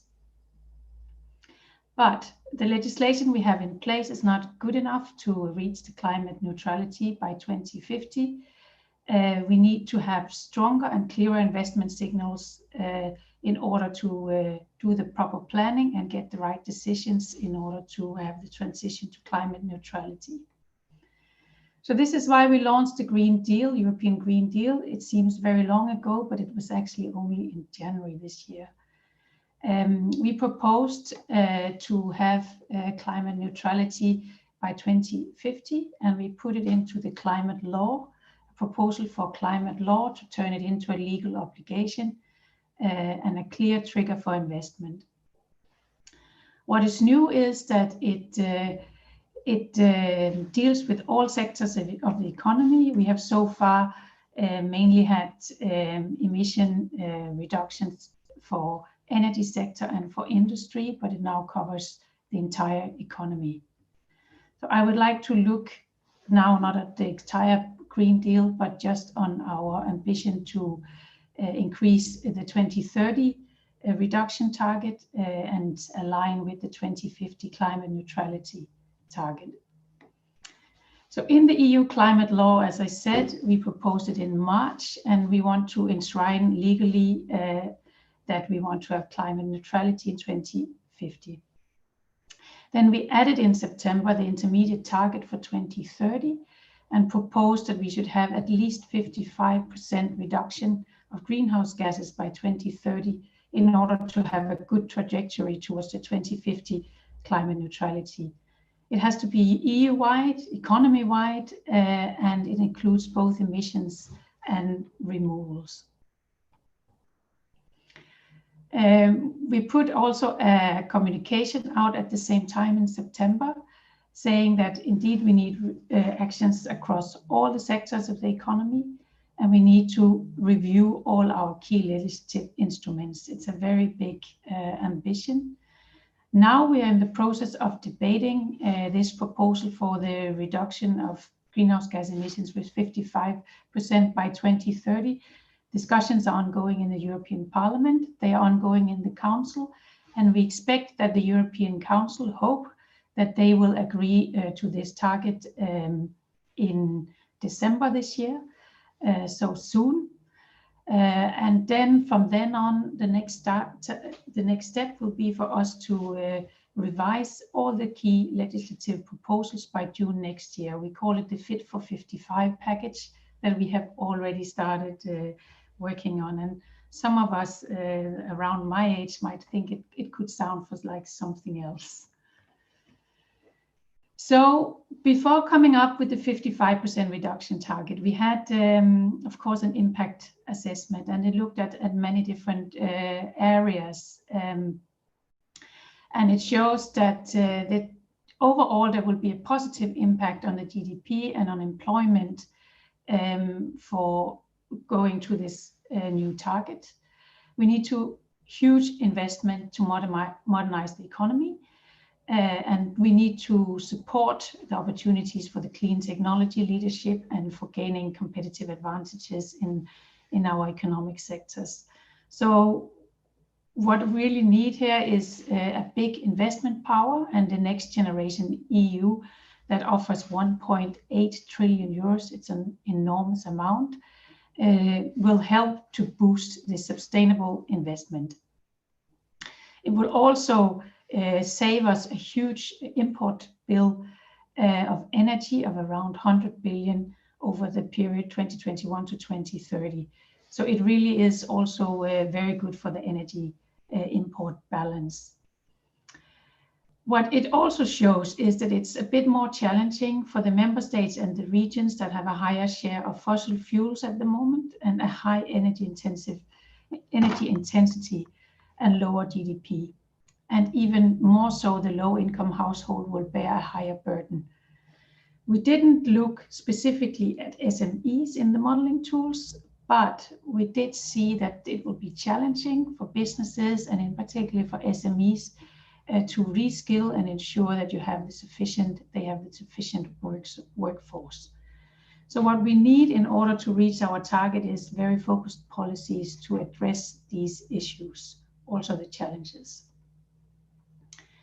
Coming now to the ETS, I don't need to explain everything on this in this forum. I think it has been in place since 2005.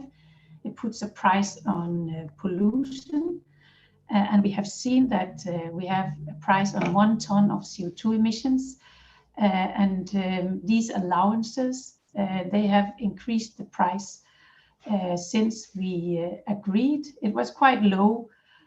Most of phase 3, around €5. But then when we had an agreement of the phase 4 that would tighten the ETS, the price increased. The market believes in this policy, apparently, and it has stayed around 20-25 euros since beginning of 2018. There was a dip this summer where you saw also the oil price went even below zero. But the ETS quite quickly recovered and have stayed come back to its price level. So there is still the trust that the ETS is working. We provide free allocation to the industries to address the risk of carbon leakage. And for all the other allowances in the system, they are auctioned and the member states receive the allocation, the revenues from that. And more than 42 billion have been raised for auction revenues since 2013. And they go directly to the member states who use them to tackle climate change issues. They must spend at least 50% of this revenue on climate change issue, but in reality, it's more than 80%. So there is a clear recycling of the revenues that come in from the emission allowances to other climate policies in member states. So where are we now? We're going to start phase 4 the 1st of January. And what is very relevant is, of course, all the acts, implementing acts that are needed in order to put free allocation in place, also to the ceramics industry from the 1st of January. We have already adopted the FAR regulation, which for the free allocation rules, the carbon leakage list that came already in the beginning of 2019, and also the regulation of how we will change allocations according to the level of the activity by the installations. So what we're now doing is that we are finalizing all the assessments of the data that has been submitted from installations to revise the benchmarks that we use to set the free allocation. We expect to adopt that decision in February, and then we will be able to afterwards make the preliminary free allocation and see whether we need a cross-sectoral correction factor like we have in phase 3. It looks as if that is not going to be needed. So at the moment, you see in 2020, you have a cross-sectoral correction factor of 22%. It's very, very high. If this goes down to 0, or shall we say, the factor becomes 1, there's no reduction, it's going to be very good for all the sectors. This is because we have a specific buffer in the ETS directive that 3% of the allowances can be used if it's needed, so we don't need to have the cross-sectoral correction factor. So as I said, we expect the cross-sectoral correction factor to be 1, meaning that it will not reduce the free allocation. And we expect to have the decision on the initial free allocation in June 2021, and then they will be allocated to all the companies. So this is where we are with the preparation for phase 4. Coming back to our climate neutrality pathway and our proposals for revision of the EU ETS for the period until 2030. So we see we have a trajectory of how we reach climate neutrality by 2030, and we need to reach the minus 55% by 2030, sorry. And here you can see that looking at industry, this is not the sector where we expect a big reduction in emissions until 2030. The big reduction from industry sectors is expected to come between 2030 and 2050. Almost down to 0. And this means what we need to do between 2030 and 2020 and 2030 is to invest in the new technologies, make sure that we test new technologies and make them operational so that we are ready to use them by 2030. What we are expecting in the 2030 reduction target is really a huge decarbonization of the energy system. The renewable electricity production should double to 65% by 2030. We have also looked at what is possible in industries. Maybe it's possible to decrease emission by up to 25% by 2030. By a combination of going to the best practices that are already in use, better use of waste heat, and an increased electrification in industry. And indeed, we need to kickstart the zero or very low carbon technologies in the next 10 years in order to prepare for the transition. So now we're looking at updating the legislative framework in order to support this. On the EU ETS, we need to strengthen the cap and revise the linear reduction factor, make it stricter. We need to review the market stability reserve to see if it functions as it should. And then we're looking into expanding emission trading to new sectors. We're looking into transport, buildings, and the maritime sector. We are also looking again at whether the carbon leakage provisions are right the way they are done at the moment. This we're looking very much at. And we are looking as a separate proposal, not within the EU ETS, to have a carbon border adjustment mechanism for certain sectors instead of free allocation to address the risk of carbon leakage. Because with a tighter cap and with a stronger ETS, the risk of carbon leakage is going to be increased for certain sectors, and there a carbon border adjustment mechanism might be a better option for certain sectors. But it's either free allocation or the carbon border adjustment mechanism. So we are now looking into the details of all of these proposals that we need to come forward with. We have launched several consultations. We have published the Inception Impact Assessment, where you can read for all the different proposals we're both going to come forward with on the ETS, on the other sectors, on the agricultural sectors, LULUCF, but also on the Renewable Energy Directive and the Energy Efficiency Directive.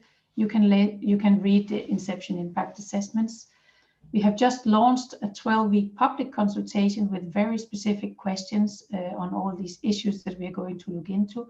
And I would very much like to encourage all of you to respond to this public consultation. We would be very interested in reading your suggestions and your replies. So please, we have a feedback still open until the 26th of November on the roadmap, and until the 5th of February on the public consultation with the very detailed questions on all these issues. And then indeed the next steps is to reach an agreement on the 55% net greenhouse gas emission reduction target that we have proposed in the climate law between the European Council and the Parliament. And this would allow the EU to update our NCP before we have the next international conference in Glasgow and the UNFCCC. Excuse me. And then we will come by our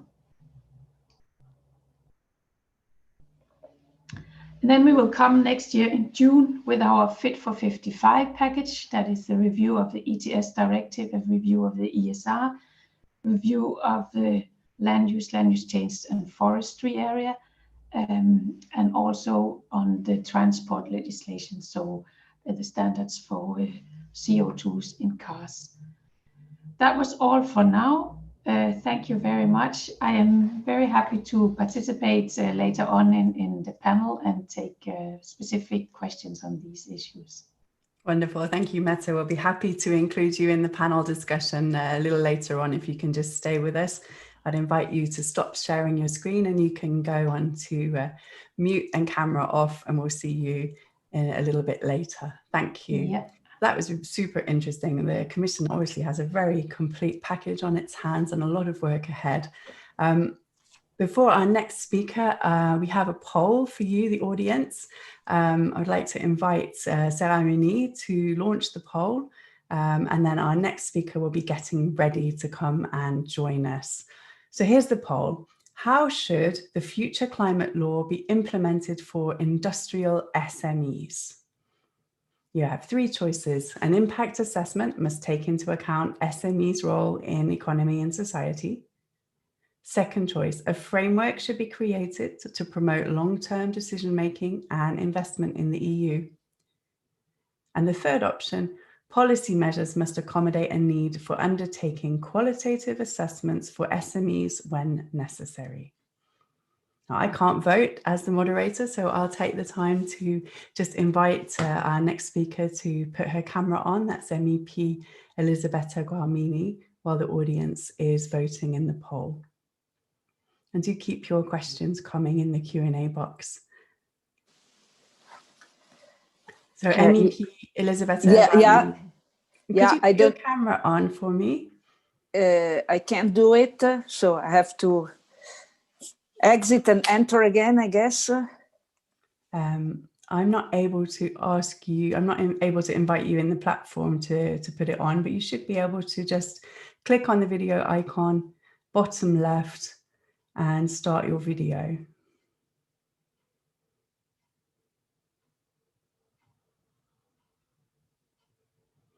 I do hear you very well, so absolute worst case, we can go without video, but it would be lovely to see you while you're talking.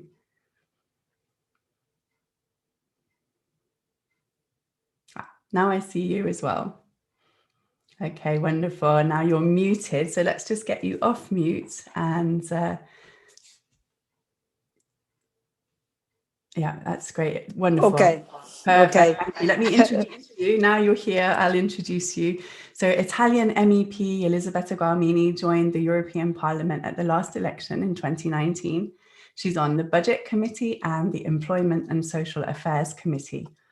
And as the cross-border adjustment mechanism is seen as a way for the EU to raise funds for the recovery plan, her perspective from the Budget Committee should be very helpful, I'm sure. I'd like to also mention that MEP Garmini has a PhD in political science. So over to you. Thank you. Thank you so much. And first of all, really let me thank you for the invitation at this important event organized by Cerame-Unie. I'm really very glad to, have the occasion for me to start a constructive dialogue with you and with your association, and also to deepen the discussion about such important issues like today the carbon adjustment, the carbon border adjustment mechanism. And as you told the public, I'm actually in the Budget Committee, the rapporteur for the Cbam, and of course the responsible committee is the ENVI one. But we really very recently discussed our, very important opinion on the Cbam. So let me also underline that I come from a region in Italy, Emilia-Romagna, where the ceramic sector is absolutely relevant. So maybe one of the most relevant for the economy as a whole. Consider that in my region, there are at least almost 20,000 employees in the ceramic sector and some other 20,000 in the connected sectors. The total revenue reaches almost 5 billion euros, and 80% of that is completely dedicated to export. So it's really a very, very important sector. Mainly made by, of course, small and medium-sized enterprises, which are in the northeast of Italy, really the infrastructure of our economy. So in this brief presentation, I will focus on two main issues. First of all, in a very brief way, the general context. So the European institutions are really facing a new phase in order to, fight the pandemics from both an economic and social point of view. And so this is a very important historical time to discuss. And secondly, I will focus on the Cbam and on the issues we are currently discussing up to now. So in brief, you know that we are really facing a brand new phase in Europe, and I think that we are observing a sort of a revolutionary response strategy in order to fight the economic crisis. And basically we have two main binaries of action. So the first one, we can call it a shock therapy. That is at the very beginning of February, you know, that the suspension, basically the stopping of the fiscal compact, and then the huge quantitative easing by the central bank. In addition, the complete liberalization of structural funds by the European Commission. And finally, a liberalization too of state aids. So this was the completely changed context in which we could move. And secondly, the second binary is the one of the so-called 4 pillars strategy, with specific measures to help member states to face the crisis.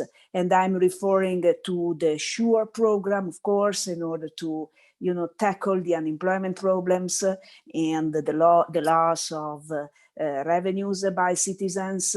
Secondly, to the European Stability Mechanism, fully dedicated to the health sector. Thirdly, the investments by the European Investment Bank for small and medium-sized enterprises. And finally, the Recovery Fund, or which is better, the Next Generation EU. And it is important to mention the 4 pillars strategy, because in order to finance this huge mobilization of financial resources, we have to work on the revision of the so-called own resources, that is the specific revenues which can be collected at the European level in order, to enlarge the European budget. So we are talking of more than 2,400 billion euros overall to tackle the crisis, if we include also the MFF, the next MFF, so the ordinary budget of the European Union. And so the revision of the so-called own resources was absolutely necessary in order to finance the costs and the interest rates of the Next Generation EU. And actually, it is important to understand that for the very first time, the Parliament asked the Commission and the Council to write down a legally binding calendar where for the first time specific own resources, among which the Cbam 2 are not only defined, but are scheduled, with a timing sequence which is today very clear. So this binding calendar was approved last September, and basically we are talking for 2021 of the plastic tax, for 2023 the revision of the ETS system and the introduction of the Cbam and of a digital levy, and then finally by 2026 a possible financial transaction tax and a corporate tax. So, and I shift to the second part of my presentation. The carbon border adjustment mechanism is one of the new own resources which should be introduced in order to tackle, in order, of course, to raise important revenues, but also to tackle the climate change challenge, and to be very much stuck to the goal of the new Green Deal. But what I have to say about the carbon border adjustment mechanism are at least 3 very clear points. First of all, we are not sure up to now, and we ask the Commission a very serious and impact assessment, very serious assessment on the ways to implement, from a technical point of view, the Cbam, because of course there are some opinions going into the direction of an integration with the ETS system. Some other, studies and analysis instead, and also some other political parties are more inclined to see the Cbam as an autonomous levy, putting a new price on imported products. So up to now, we do not know how this proposal concerning the Cbam will be technically implemented. And this is really an important point. And also, we have asked very clearly the Commission, in my dossier, for instance, that this assessment really takes into account the specific characteristics of each sector, so that, because there are much more imported-oriented sectors compared to others, and so we do not want also, to punish in a very strong and unfair way sectors which do not have too much to do with importation, for instance. So we have to suggest the Commission to eventually take into consideration to begin with some sectors where also the carbon emissions are stronger, and then to analyze the impact on other sectors. And secondly, we ask the Commission that the new Cbam shall be compatible with the World Trade Organization, so it shall not constitute an instrument of protectionism, of European countries from other countries. So we have to respect the WTO, and also we hope that no incentives or derogations will be included for developing countries, because our aim is really to establish an harmonized, level playing field.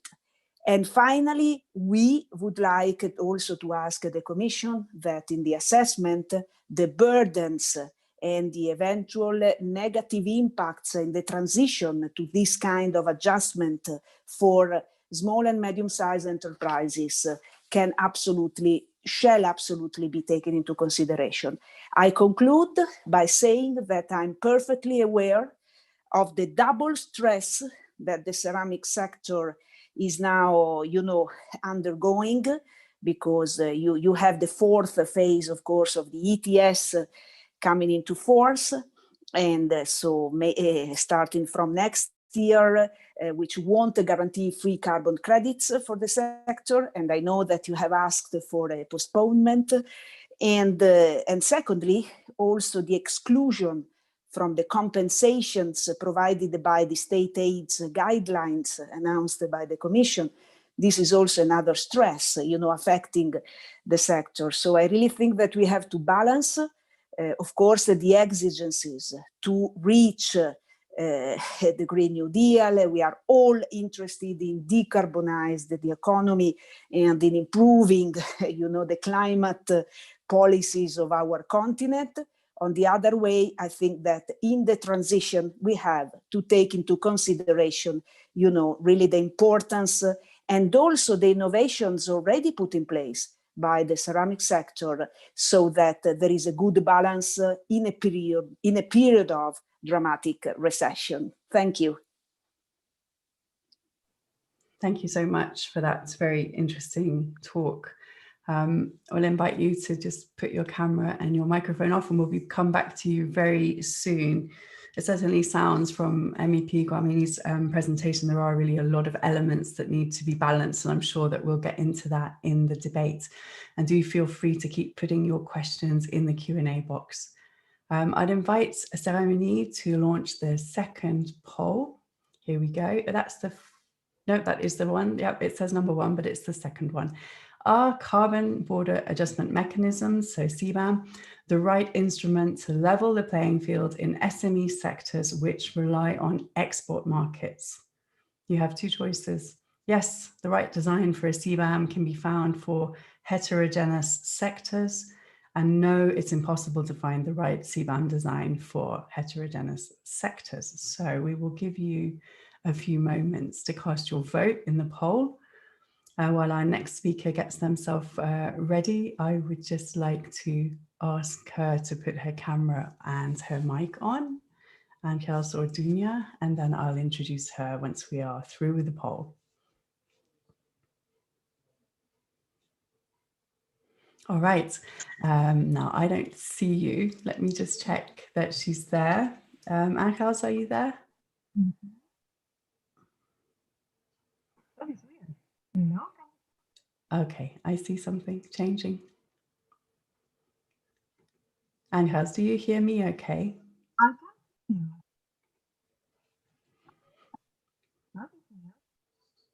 You're not on mute, and I do hear something, so we're definitely on the right track. I only see a black screen though. I'd like to see you if you are able to put your camera on. That would be great.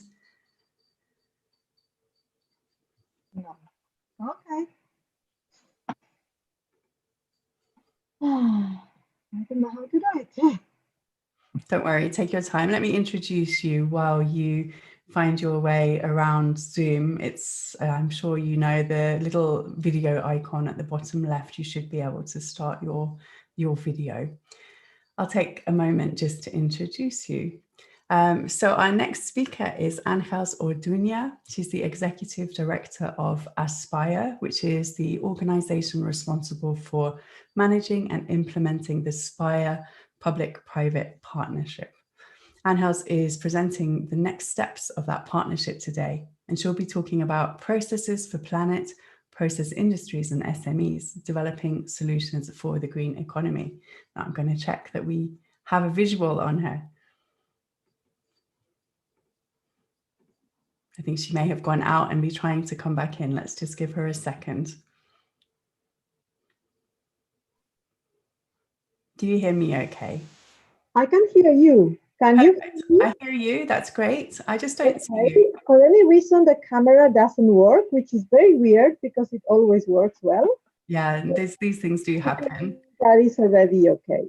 Would you like to just go ahead without the camera? Did you have any? I think that would be the best. Okay, that's wonderful. So I will share my screen, which weirdly, I don't see how. Did you have slides? I see how to see share my screen now.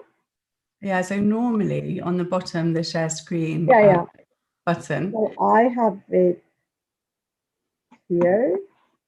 I wonder, because we don't see you, if perhaps we also don't see your screen.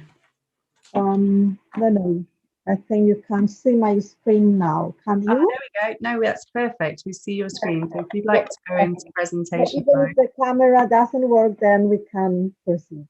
That's okay. We can see your slides. It's perfect. Thank you. Go ahead. Great. Thanks a lot, Catherine. So, sorry. So thank you so much to Cerame-Unie for inviting me today to present about Processes for Planet, which will be the successor partnership of Aspire. So I represent here today the association Aspire, which is the private party of the Aspire partnership, and under Horizon 2020, Horizon Europe, we will become Processes for Planet. Important to see that we have moved from the 8 founding sectors of Aspire into the 10 sectors that we will be part of Processes for Planet, including pulp and paper and refining sectors. Ceramics is one of the founding sectors. So today I will also focus on how our partnership is also helping the SMEs and engaging the SMEs in the development of the solution. So we are in fact gathering a very vibrant community. We have moved from 28 founding members to more than 160. In fact, we are nearly 170 right now.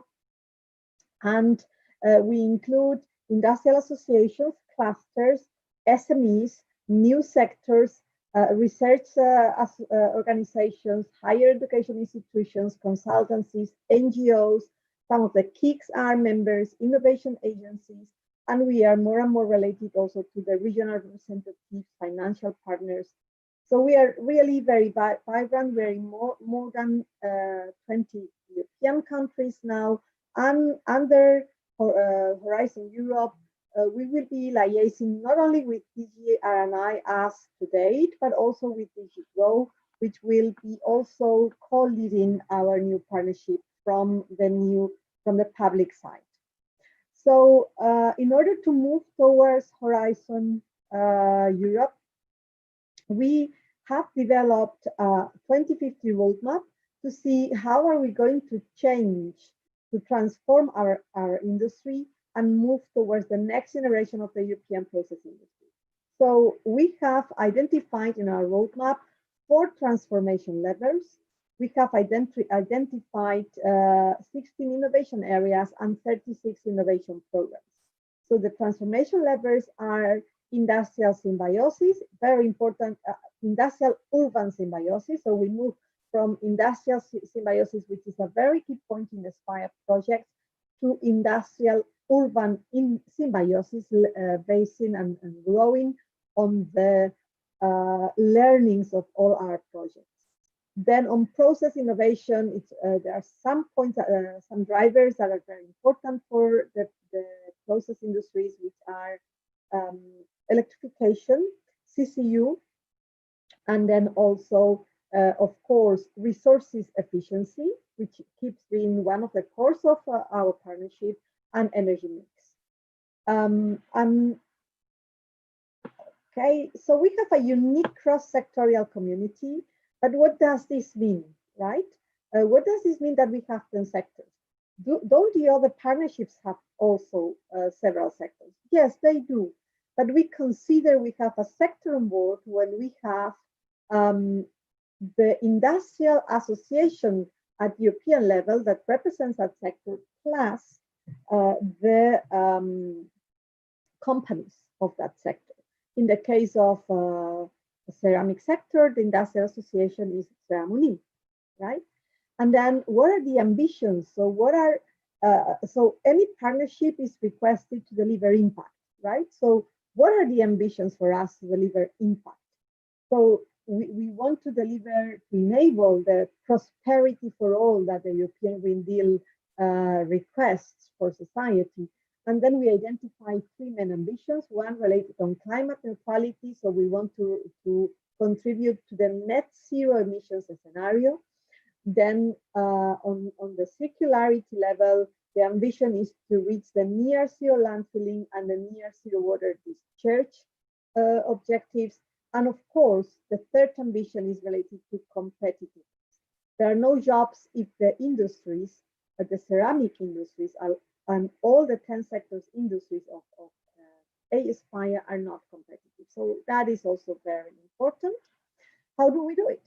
So we have identified, as said, these 36 innovation programs. So see, for example, this is the list of innovation areas. So you can see that we tackle renewable energy, heat reuse, hydrogen, energy and resource efficiency, circularity of materials. I won't read the full list, but see also the progress that we have set towards reaching these goals. So we already want to deliver in 2024 with technologies that are ready to deliver this transition. Of course, we are talking about an innovation partnership. So we are talking about the development of the technologies, not about the deployment in this case. Very ambitious targets also for 2030, and then 2040 will be also a very important milestone for us. You see that it's very ambitious, but we will not reach our goals until 2050. And then it's very important also to see we have defined a roadmap which has a flexible approach, and we will review it in 2023, 2024 to see whether these implementation areas and programs are successful or whether we need to modify something, including the timeline. Very important also, in our roadmap, we define from TRL 1 to TRL 9, but Horizon Europe only supports up to TRL 7 or 8 in some cases. So we have here two very important initiatives, the first of a kind plans and the hubs for circularity to reach TRL 9. I will explain you on this now. So in these 36 innovation programs for the climate ambition, very important, we want to really change the scenario. So we want to, our roadmap includes solutions to move from fossil fuels emissions to green processes. And this through the efficient integration of the renewables and the valorization of the process emissions. So this will require us to adapt the processes to cope for alternative resources. But then what regards to the circularity ambitions, then our roadmaps include important proposals to move from today's scenario, landfilling, incineration, recycling, to upcycling. So this is the future scenario. We need to keep the resources with the same quality in the same loops as opposed to just downcycling. But we also need to tackle eco-design of materials through innovative processes so that the materials are free of toxic elements and can be upcycled. So these are very important elements. Let me talk to you about the first of a kind plans. So these are completely new types of technologies, of completely new types of plants or units within a plant. Because we need to consider that we have many industrial plants out there. So sometimes a great innovation is to have a completely new unit within a plant that will be able to change the scenario. So again, we have identified 50 marbles, we call it metaphorically, and we aim to launch 15 in the period from 2021 to 2030, but this will require huge private investments and a blended approach to financing, because certainly these are not supported by Horizon Europe. So this comes afterwards, but it's very important if we want to de-risk and accelerate the innovation. The hubs for circularity concept are another very important initiative. So we aim at these hubs. So this is for us a geographical connection. Impact happens somewhere, and the regions have very easily identified themselves as of interest for the hubs. So we want their self-sustaining economic industrial ecosystems that can develop industrial and urban symbiosis and circular economy at scale. So we need to close the energy loops, the resource loops, and the data loops. These territorial systemic solutions need to have the collaboration of the regional community. So here we need the regions or the specific areas to gather the community, industries, startups, SMEs, research, academia, public sector, society, develop which are the needs, which is the business to territory model that they need. And then there will be some disruptive innovations needed in which we will intervene. And we aim from Aspire to facilitate these hubs for circularity, to support them to transfer the different solutions. We have identified several types of initiatives out there, which are somehow hubs, which are in different degrees of maturity. So some are very starting, they want to do to become climate neutral regions or circular regions, net waste zero regions, but they need to still discuss with the community. Some are more intermediate, they already have discussions with the community. Some of them are more advanced, and some of them are mature, like for example, Kalundborg symbiosis, and they can be lighthouses. They all need support to establish or to accelerate the innovation. Can I interrupt you and just let you know that you have one more minute? I need to move forward. We will not focus on this one. People will be able to have a look. Let me just finish with SMEs. Anjas, I don't hear you very well now. Is it possible that you could get a little closer to the microphone? I am. That's much better. Now we're pretty much out of time, but I'd let you finish, of course. I just need 2 minutes. I want to also focus on how the SMEs in Aspire are a success story. So really, the SMEs in Aspire have grown above the EU 28 average. That's for the last progress monitoring report. So 7 new employees higher per SME, higher than the EU average, which is 40% growth in turnover. So that's more than double the EU average. And 27% of our SMEs won new business to Aspire contacts. Of course, this was before the pandemic. So we will need to see how the pandemic is affecting in the next report. But then they are key, and they have shown they are key to process innovation. So in Aspire, we don't have the SMEs that receive innovation, but the SMEs that deliver and develop the innovations for the process industry. And this helps them grow. They develop the solutions with their customers, and they find in the roadmap the market opportunities. They are SMEs, they are partners in more than 100 of Aspire projects, and they are coordinating 17 Aspire projects. And just the data for the ceramic sector, we analyzed how successful our sectors were in Aspire projects, and ceramics was awarded as the most successful small sector in Aspire projects. So a very important point for ceramic companies. And my last slide, what is the role of SMEs in processes for planet? As I said, they will be key players, and they will have many opportunities. We have SMEs which are specialized in process innovations for ceramics or other energy intensive industries, in engineering, in IT, in waste management, in industrial urban symbiosis. They will be key players for the hubs for circularity. There will be many opportunities for them there.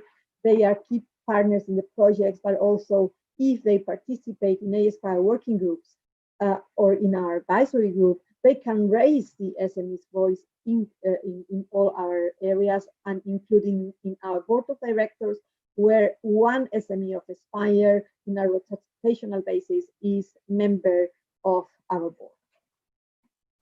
That's all. I hope that was clear.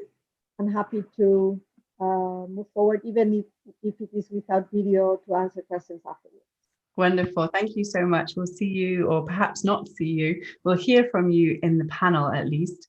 I don't know if you would want to try to go off the call and come back on and just see if that activates your camera. Sometimes can help with Zoom, but we hope that we'll see you back for the panel. So thank you so much. Before we go to our next speaker, we have our third and final poll, which will be launched. Here we go. How can low carbon research and innovation be promoted in process industries dominated by SMEs? And we've got 3 choices. Ensure adequate EU funding instruments for SMEs, develop an SME technology platform, or create a special EU funding program for research and innovation in the process industries. And thanks for your participation so far in the polls, and also the Q&A, which is very active, which is great. We'll just give you a few moments to vote.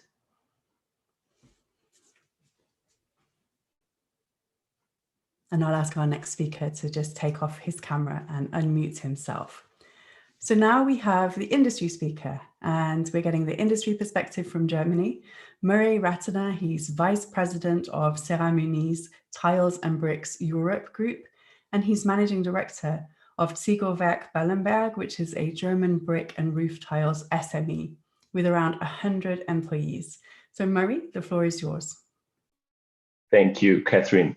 Thank you for allowing me to speak here as a panelist and to give a short look on our perspective on the situation. First of all, I would like to introduce myself again, a bit more detailed. My name is Murray Rattener, and I'm the Managing Director of our family-owned company named Ziegelwerk Bellenberg East, located in the south of Germany. You already noticed my name doesn't sound typical German or even Bavarian. My father is Thai and my mother is German, and I was born in Munich and also studied mechanical engineering in Munich before I joined our brick factory. So our brick factory was already established in 1898 and has been managed by 2 family branches. I am the 5th generation that runs our traditional SME business. So you can see it maybe if Magda starts the presentation on page 2, you can a bit follow. Let's get those slides onto presentation mode if we can, then we can see them more clearly. So who is doing it, Catherine? Me or? No, I think Catherine has, I think one of you have it, the presentation. Whoever has the presentation, could they put it onto presentation mode? Did you share your screen, Murray, or did Cerame-Unie? No, okay, Cerame-Unie is doing it. It's a back office question then. You and me just have to worry about the front office. Okay, so I think I just continue, otherwise we lose too much time. Yeah.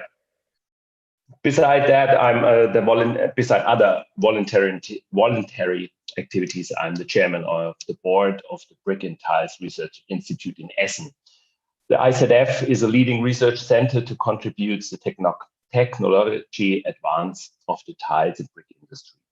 But let me go back to the present. Currently, our industry, not only in Europe, but also in other regions around the globe, has been facing the biggest health crisis of the recent past. The second wave of the COVID-19 underlines enormous pressures on companies. With great effort, we are all trying our best to keep production running in accordance with health and safety measures. Sad to say, but even if the sales of the ceramics industry remain positive in some parts, the number of entrepreneurs who take pessimistic views for the year 2021 is growing. In addition to the expected rise in unemployment, we struggle with a decline in building permits as a result of authorities are also being in lockdown. The ceramic industry has been existing for thousands of years and has survived numerous crises. We all know this pandemic will also end at some point. The question is when, at what price, and how can overcome all the challenges we are facing right now. So let me go to the European Green Deal. One thing we all need to be aware of, all the other challenges we have as an industry are not putting on hold during the pandemic. In fact, it is the opposite, because if we look at the European Green Deal, the 2030 target increase in the carbon border adjustment mechanism, we see further tightened decisions from the political side. This decision were made at the same time as the crisis already hit Europe. The European Commission has proposed the new Green Deal as one of its key priorities. The European climate law is the first one to enshrine the climate neutrality until 2015 into legislation. The ceramic industry commits itself to the ambitious target of climate neutrality. Therefore, it is for us a fundamental condition that the proper carbon leakage protection is ensured by our industry while staying competitive in the European and global market. The 2030 target increase. The European Commission has proposed to increase the Ghg target for 2030 from 40 to 55%. We heard it already. This is a challenge for the entire European industry, especially for the ETS sectors, which are already contributing to the Ghg reduction significantly. That is why the sectors should not bear an undue burden. A review of the ETS must be carried out with care, and all impacts must be assessed very, very carefully. Now, I want to give you an impression of the situation in Germany at the moment. So far, I have not received the allocation note from the German competent authority. I found out that this will only happen earliest in June 2021. Of course, Cerame-Unie informed us about the draft benchmark decision and the draft benchmark values. However, as an entrepreneur, I need reliable certainty, and such certainty I only get from the official allocation. Without it, I cannot make a firm plan. For instance, I cannot be sure whether the cross-sector correction will be applied. It is possible that I will receive my allocation note in June, while the Commission will publish a draft revision of the EU ETS directive, which could include an increased linear correction factor. My first allocation node would therefore only be valid for a very short time. All this is confusing and does not increase confidence in the system. Therefore, I want to give you this clear statement. Industry sectors need stability and certainty to regain trust in the ETS system. This is necessary for us to be able to plan in advance the urgently needed investment, which will be used to repair the damaged economy caused by the pandemic. This fact also holds true the sectors with a high proportion of SMEs, where research, innovation, and investment in breakthrough technologies required more time and even greater degree of planning security. This planning security is at stake if the ETS directive is revised before the allocation certificates are sent to the installations. In this context, it is extremely important that any future assessment of carbon leakage is based on a methodology that uses indicators that are suitable for the SMEs. Most importantly, the assessment of carbon intensity is done by comparing CO2 costs with profits, not CO2 costs with profits plus labor, including the GBA. Comparing CO2 costs with GBA means that a sector with relatively more workforce is assumed to be less composed because CO2 could be absorbed by reducing its workforce. This unfair market mechanism needs to be stopped before it affects the vast European SME sector, which we are all proud for. The carbon border adjustment mechanism. The European Commission is discussing the introduction of the Cbam in the EU. Similar to the challenges I mentioned earlier, this is a challenge for the European industry as a whole, especially for sectors that are largely composed of SMEs, such as the ceramic industry. In my opinion, it seems impossible to design a Cbam for the diversified sectors, for example, without product benchmarks. This is why we believe that a current system of carbon leakage protection must be kept as an insurance of free allocation for those sectors. The main focus of the Cbam should be to strengthen existing carbon leakage measures. Additionally, this should only be applied to sectors where it is feasible and where it can really strengthen the effect of free allocations. This is not the case for ceramic sectors that are CO2 intensive, but too exposed to competition in export markets and too diverse to establish a fair and effective value for the carbon costs imposed on imports. Sectors not covered by the Cbam should not be affected and should continue being protected through the current carbon leakage measures. In general, I'm very worried by the large amount of energy-related legislations, which the Commission will revise in 2021. All of them have a significant impact on us, and every single of them could affect us critically. That is why carefully conducted impact assessments are needed, especially with the focus on us SMEs. My conclusion, I would like to emphasize that we are very well aware of our responsibility to contribute to an emission-free world. We are also reviewing and revising the Cerame-Unie roadmap created in 2012. We are looking forward to publish the results in due time. Simultaneously, we are working on a German roadmap for a carbon-neutral production of brick and tiles in 2050 in Germany. It is our duty to find the best scenario for a climate-friendly brick and tile production. The steel production, for example, already found its way. That is renewable hydrogen. We also want to have a clear vision and determine which technologies, which fuels are the best way to move forward. Again, we will of course be happy to release the results in due course. If we want to succeed, we need to bear in mind that our goal will be reached much faster together. I therefore ask the key political institutions to take a close look at the current situation in SMEs. There are a set of questions that shall be asked. How do the energy network in the individual EU countries look like? Which available energy sources can be used or have to be built up? The answer to those questions, SMEs shall be taken into consideration adequately. You will all agree when I say that SMEs are the backbone of the economy and will play the biggest part to solve the mentioned challenges. I can promise that the will to invest in new technologies is there in the majority of SMEs. A large number of innovative and promising ideas from SMEs improve our industry all the time. In the interest of the European SMEs and the ceramic industry, I would like to adjourn with the following statement. As a SME, we need comprehensible and reliable guidelines, support in the development of new technology, and clear, transparent, and understandable communication.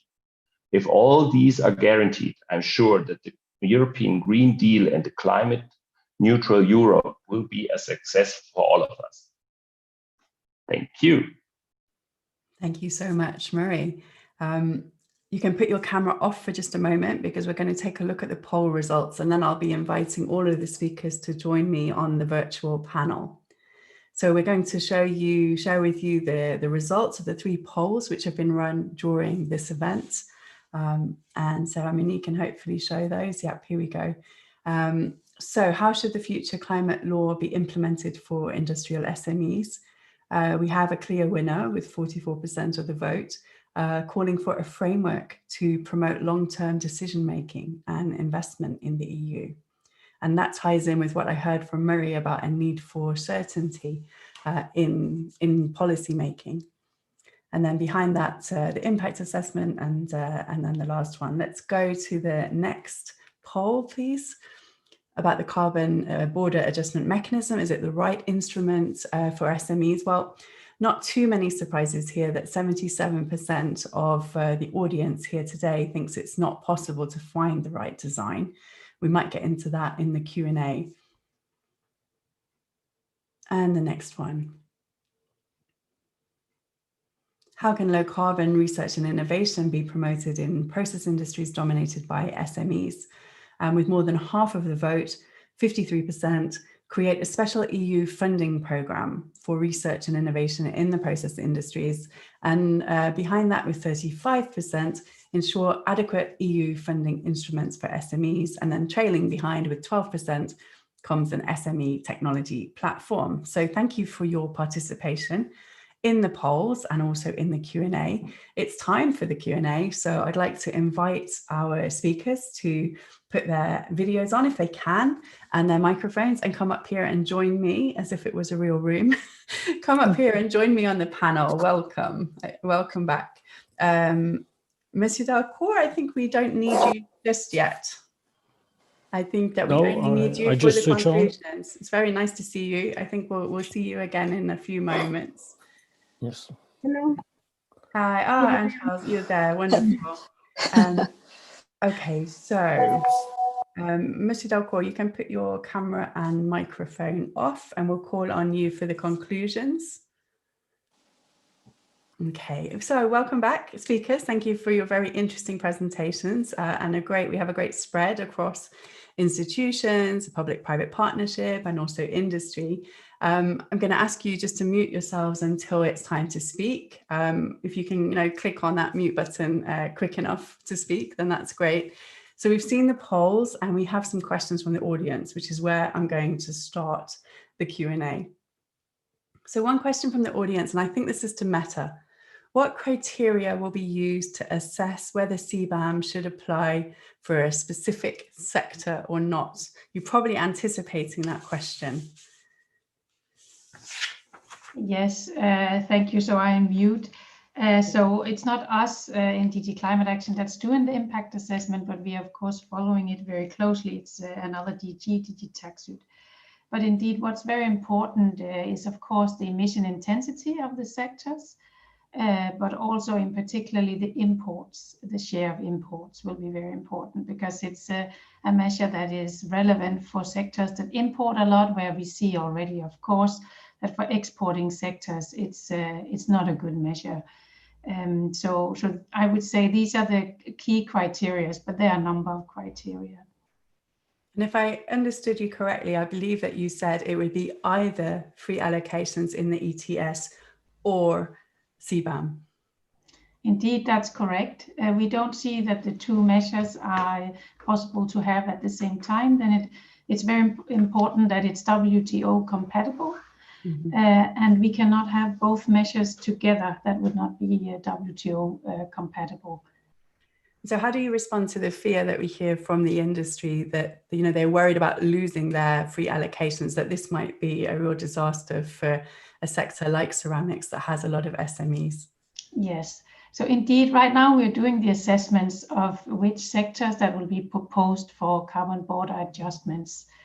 And I think the ceramic sector is not one of the ones that would be an easy sector to do. Indeed, you have said yourself, it's a heterogeneous sector. There are not benchmarks for all the products. So it's not an area that would be easy to put a Cbam for.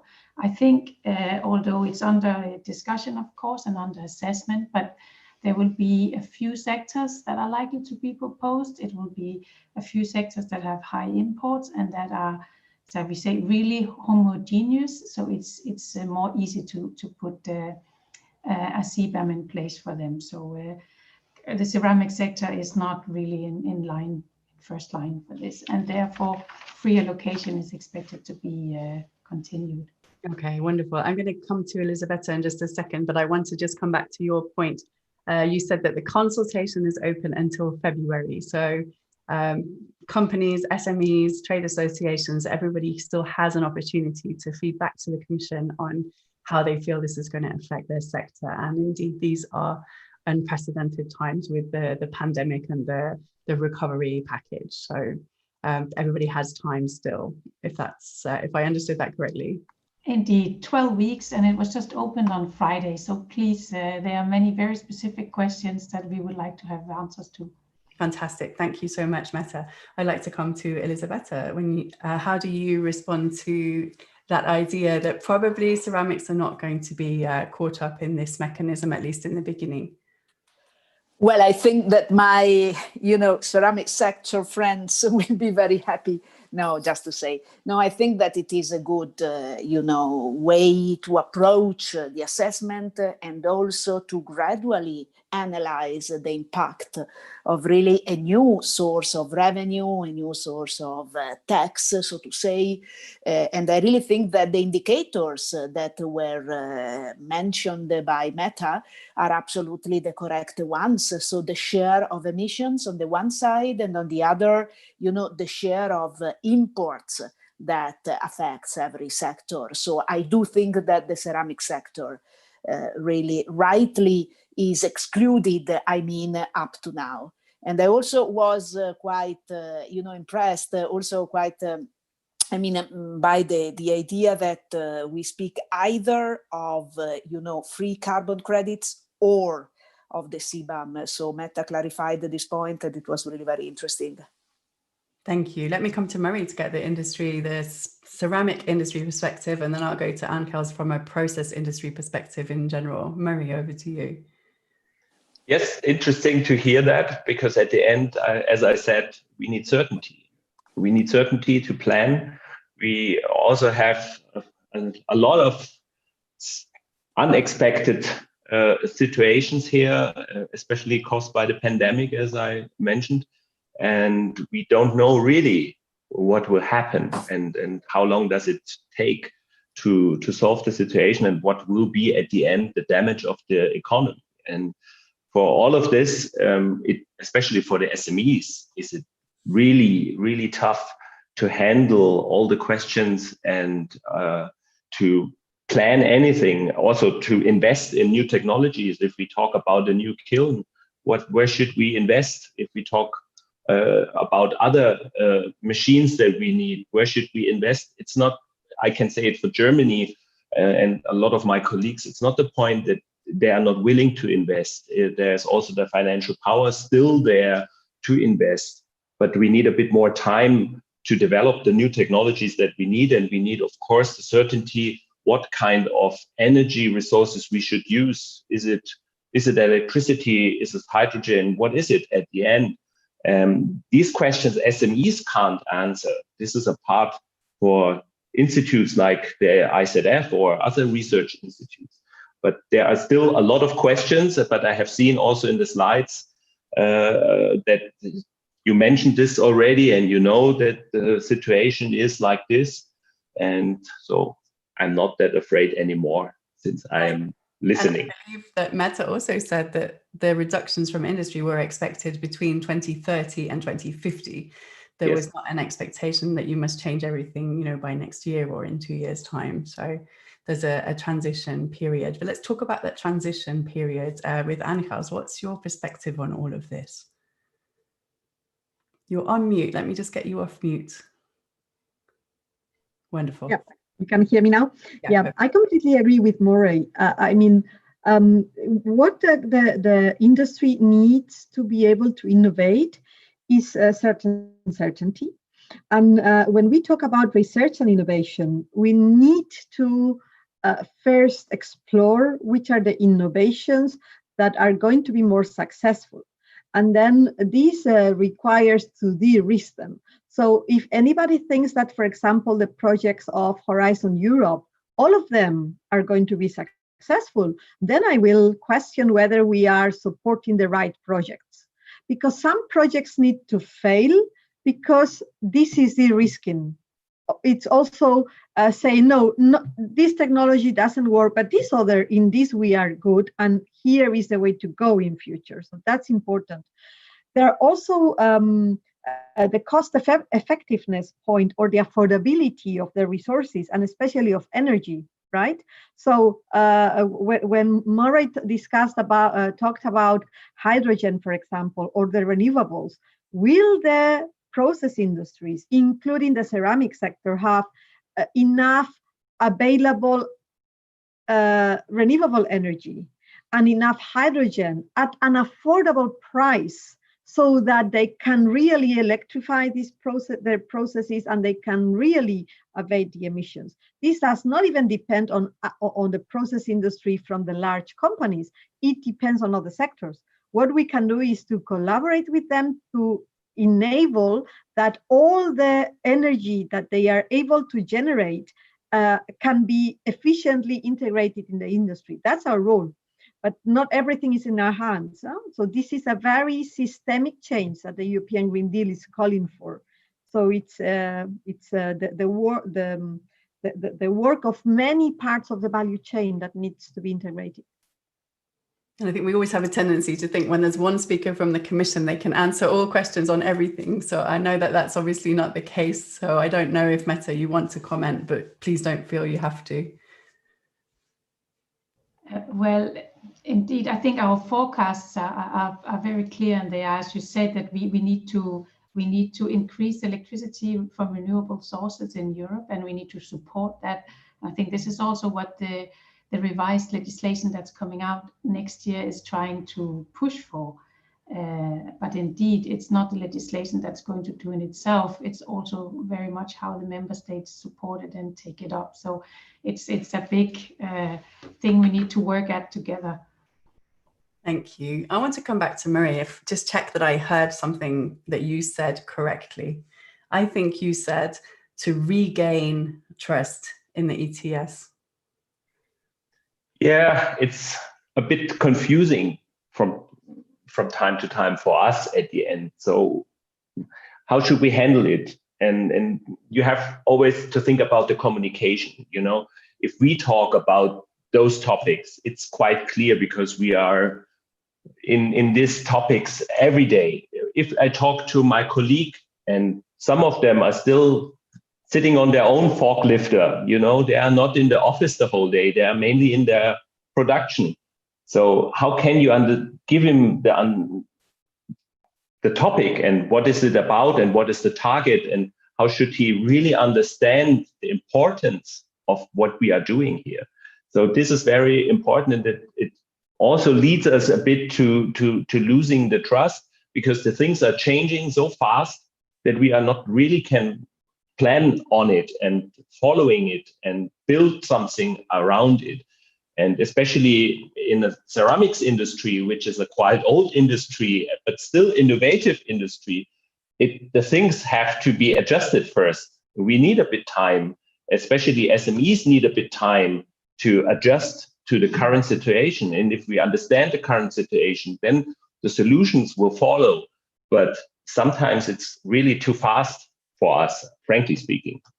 Does anybody want to comment on that sort of speed of the transition, or how to handle the transition in a way that people don't get left behind and SMEs don't get left behind? If not, I'll keep it moving. We have a good question from the floor.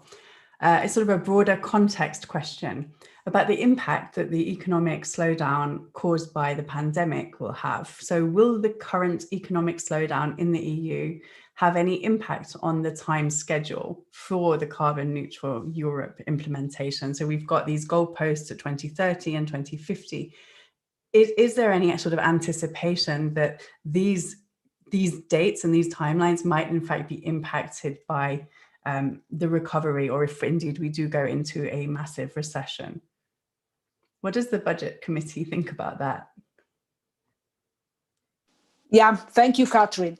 Actually, this is a very good question, because, you know, when the health emergency started last February and January, we were all very much concerned that the ordinary, you know, goals, political goals of this new commission and this new legislature would have left behind. So, you know, that the pandemic and the efforts to respond and to face the pandemic would somehow have cancelled, you know, the priority of the Green New Deal and or of the social pillar and so on and so forth.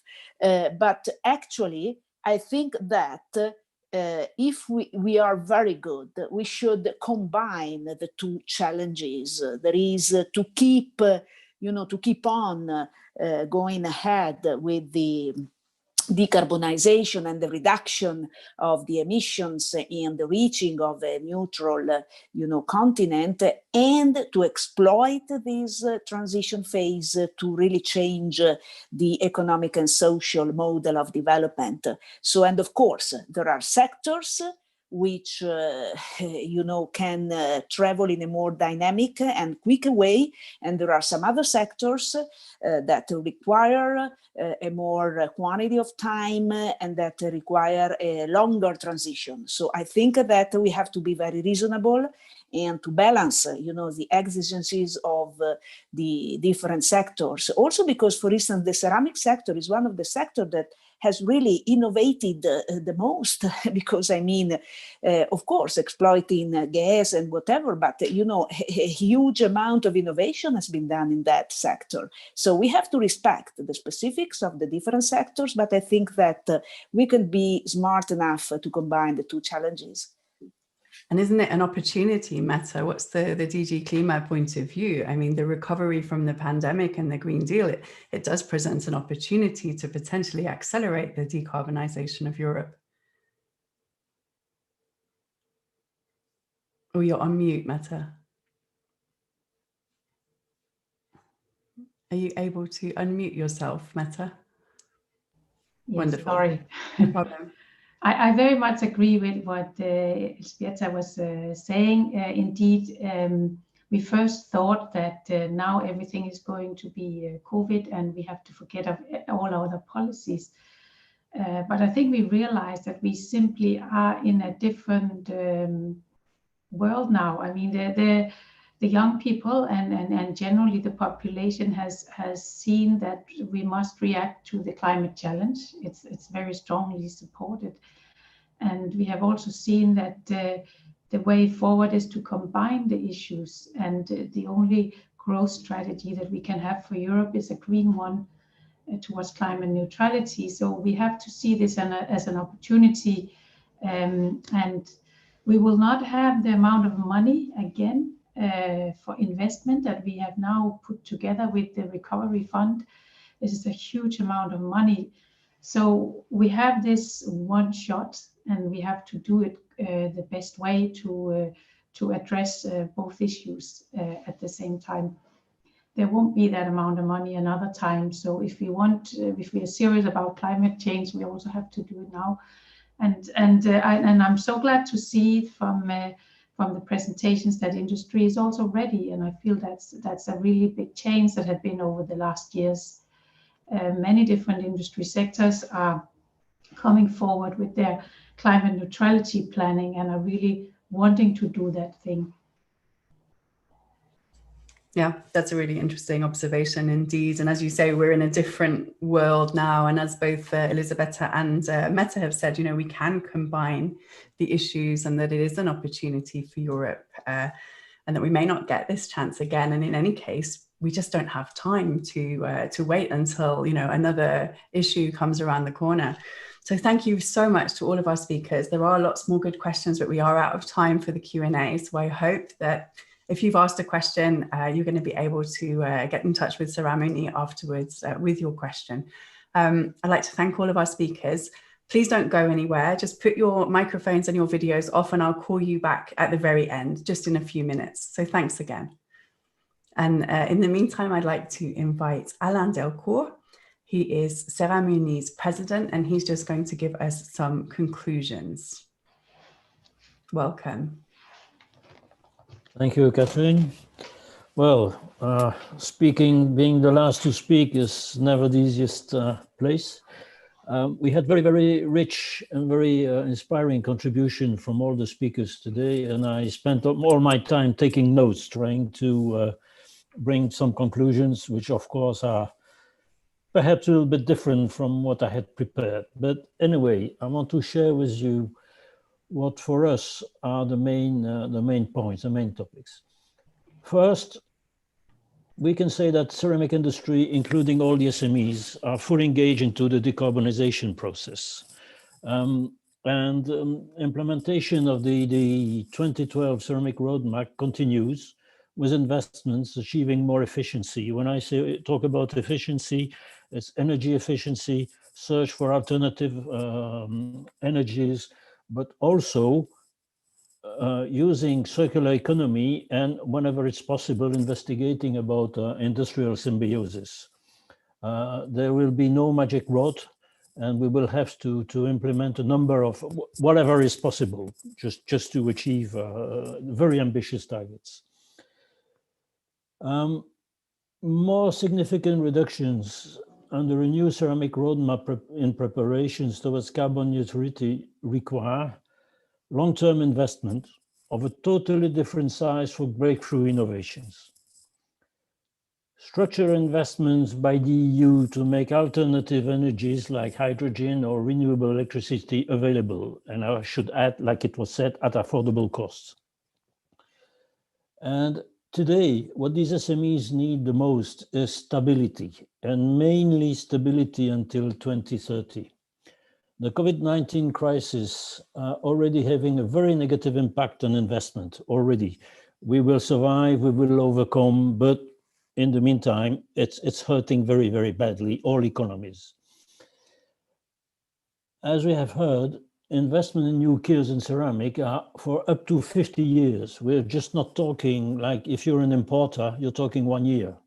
If you're an investor, especially in heavy industries, you're talking decades.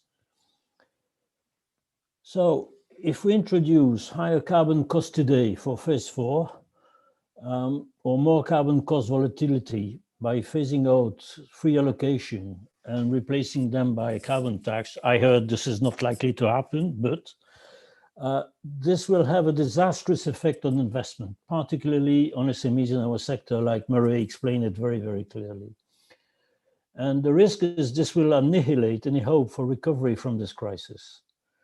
What we need more than ever is a strong signals that the ETS system remains stable, in line with the ETS review adopted only 2 years ago.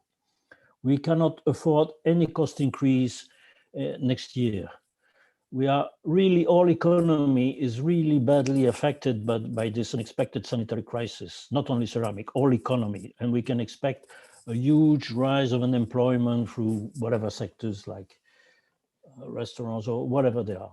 And if we, on top of that, have additional crisis put on us, I don't see how we can cope with this, hardly. Then phasing out free allocation on SMEs would be extremely dangerous because no industry can justify an investment if it cannot tell what will be the cost in the future. and especially during the next 10 years. So will the carbon cost be 30, 40, 50, 80 euros per ton? If you don't know, you cannot put your money on this. It's not casino.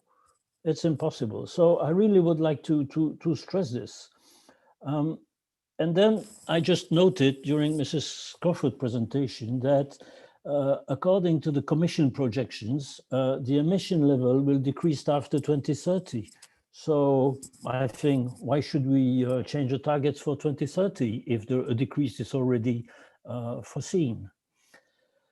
And my last conclusion, which would, I think, more or less summarize what I've said, is I repeat that the ceramic industry and all its components are fully committed to contribute to building a well-being carbon neutral society by 2050, but we won't be able to do it alone. This has also been explained very, very clearly by Mrs. Andres Oduna. And my conclusion is we are prepared to do it. We are striving hard to do it, but we won't be able to do it alone. So please make it possible for us. Thank you. Thank you, Alain. Let's get all of our speakers back on the screen just to say thank you, because that brings us to the end of today's panel on the Green Deal and SMEs in the ceramic sector. I think it was very enlightening. We've heard different perspectives from across the different stakeholders, and I feel that we've learned a lot during this session. So thank you to all of our speakers. Thank you to the audience. And we can't see Angels, but I want to make sure there she is. I want to make sure that we thank her as well. Thank you for your participation. The audience also very active participation. And so that brings us to the end of today's session. And thank you for joining the European Ceramic Days. Thank you. Thank you to everyone. Thank you, everybody. Greetings. Thank you. Thank you, Catherine. Thank you, everyone. Bye-bye. Bye-bye. Bye-bye.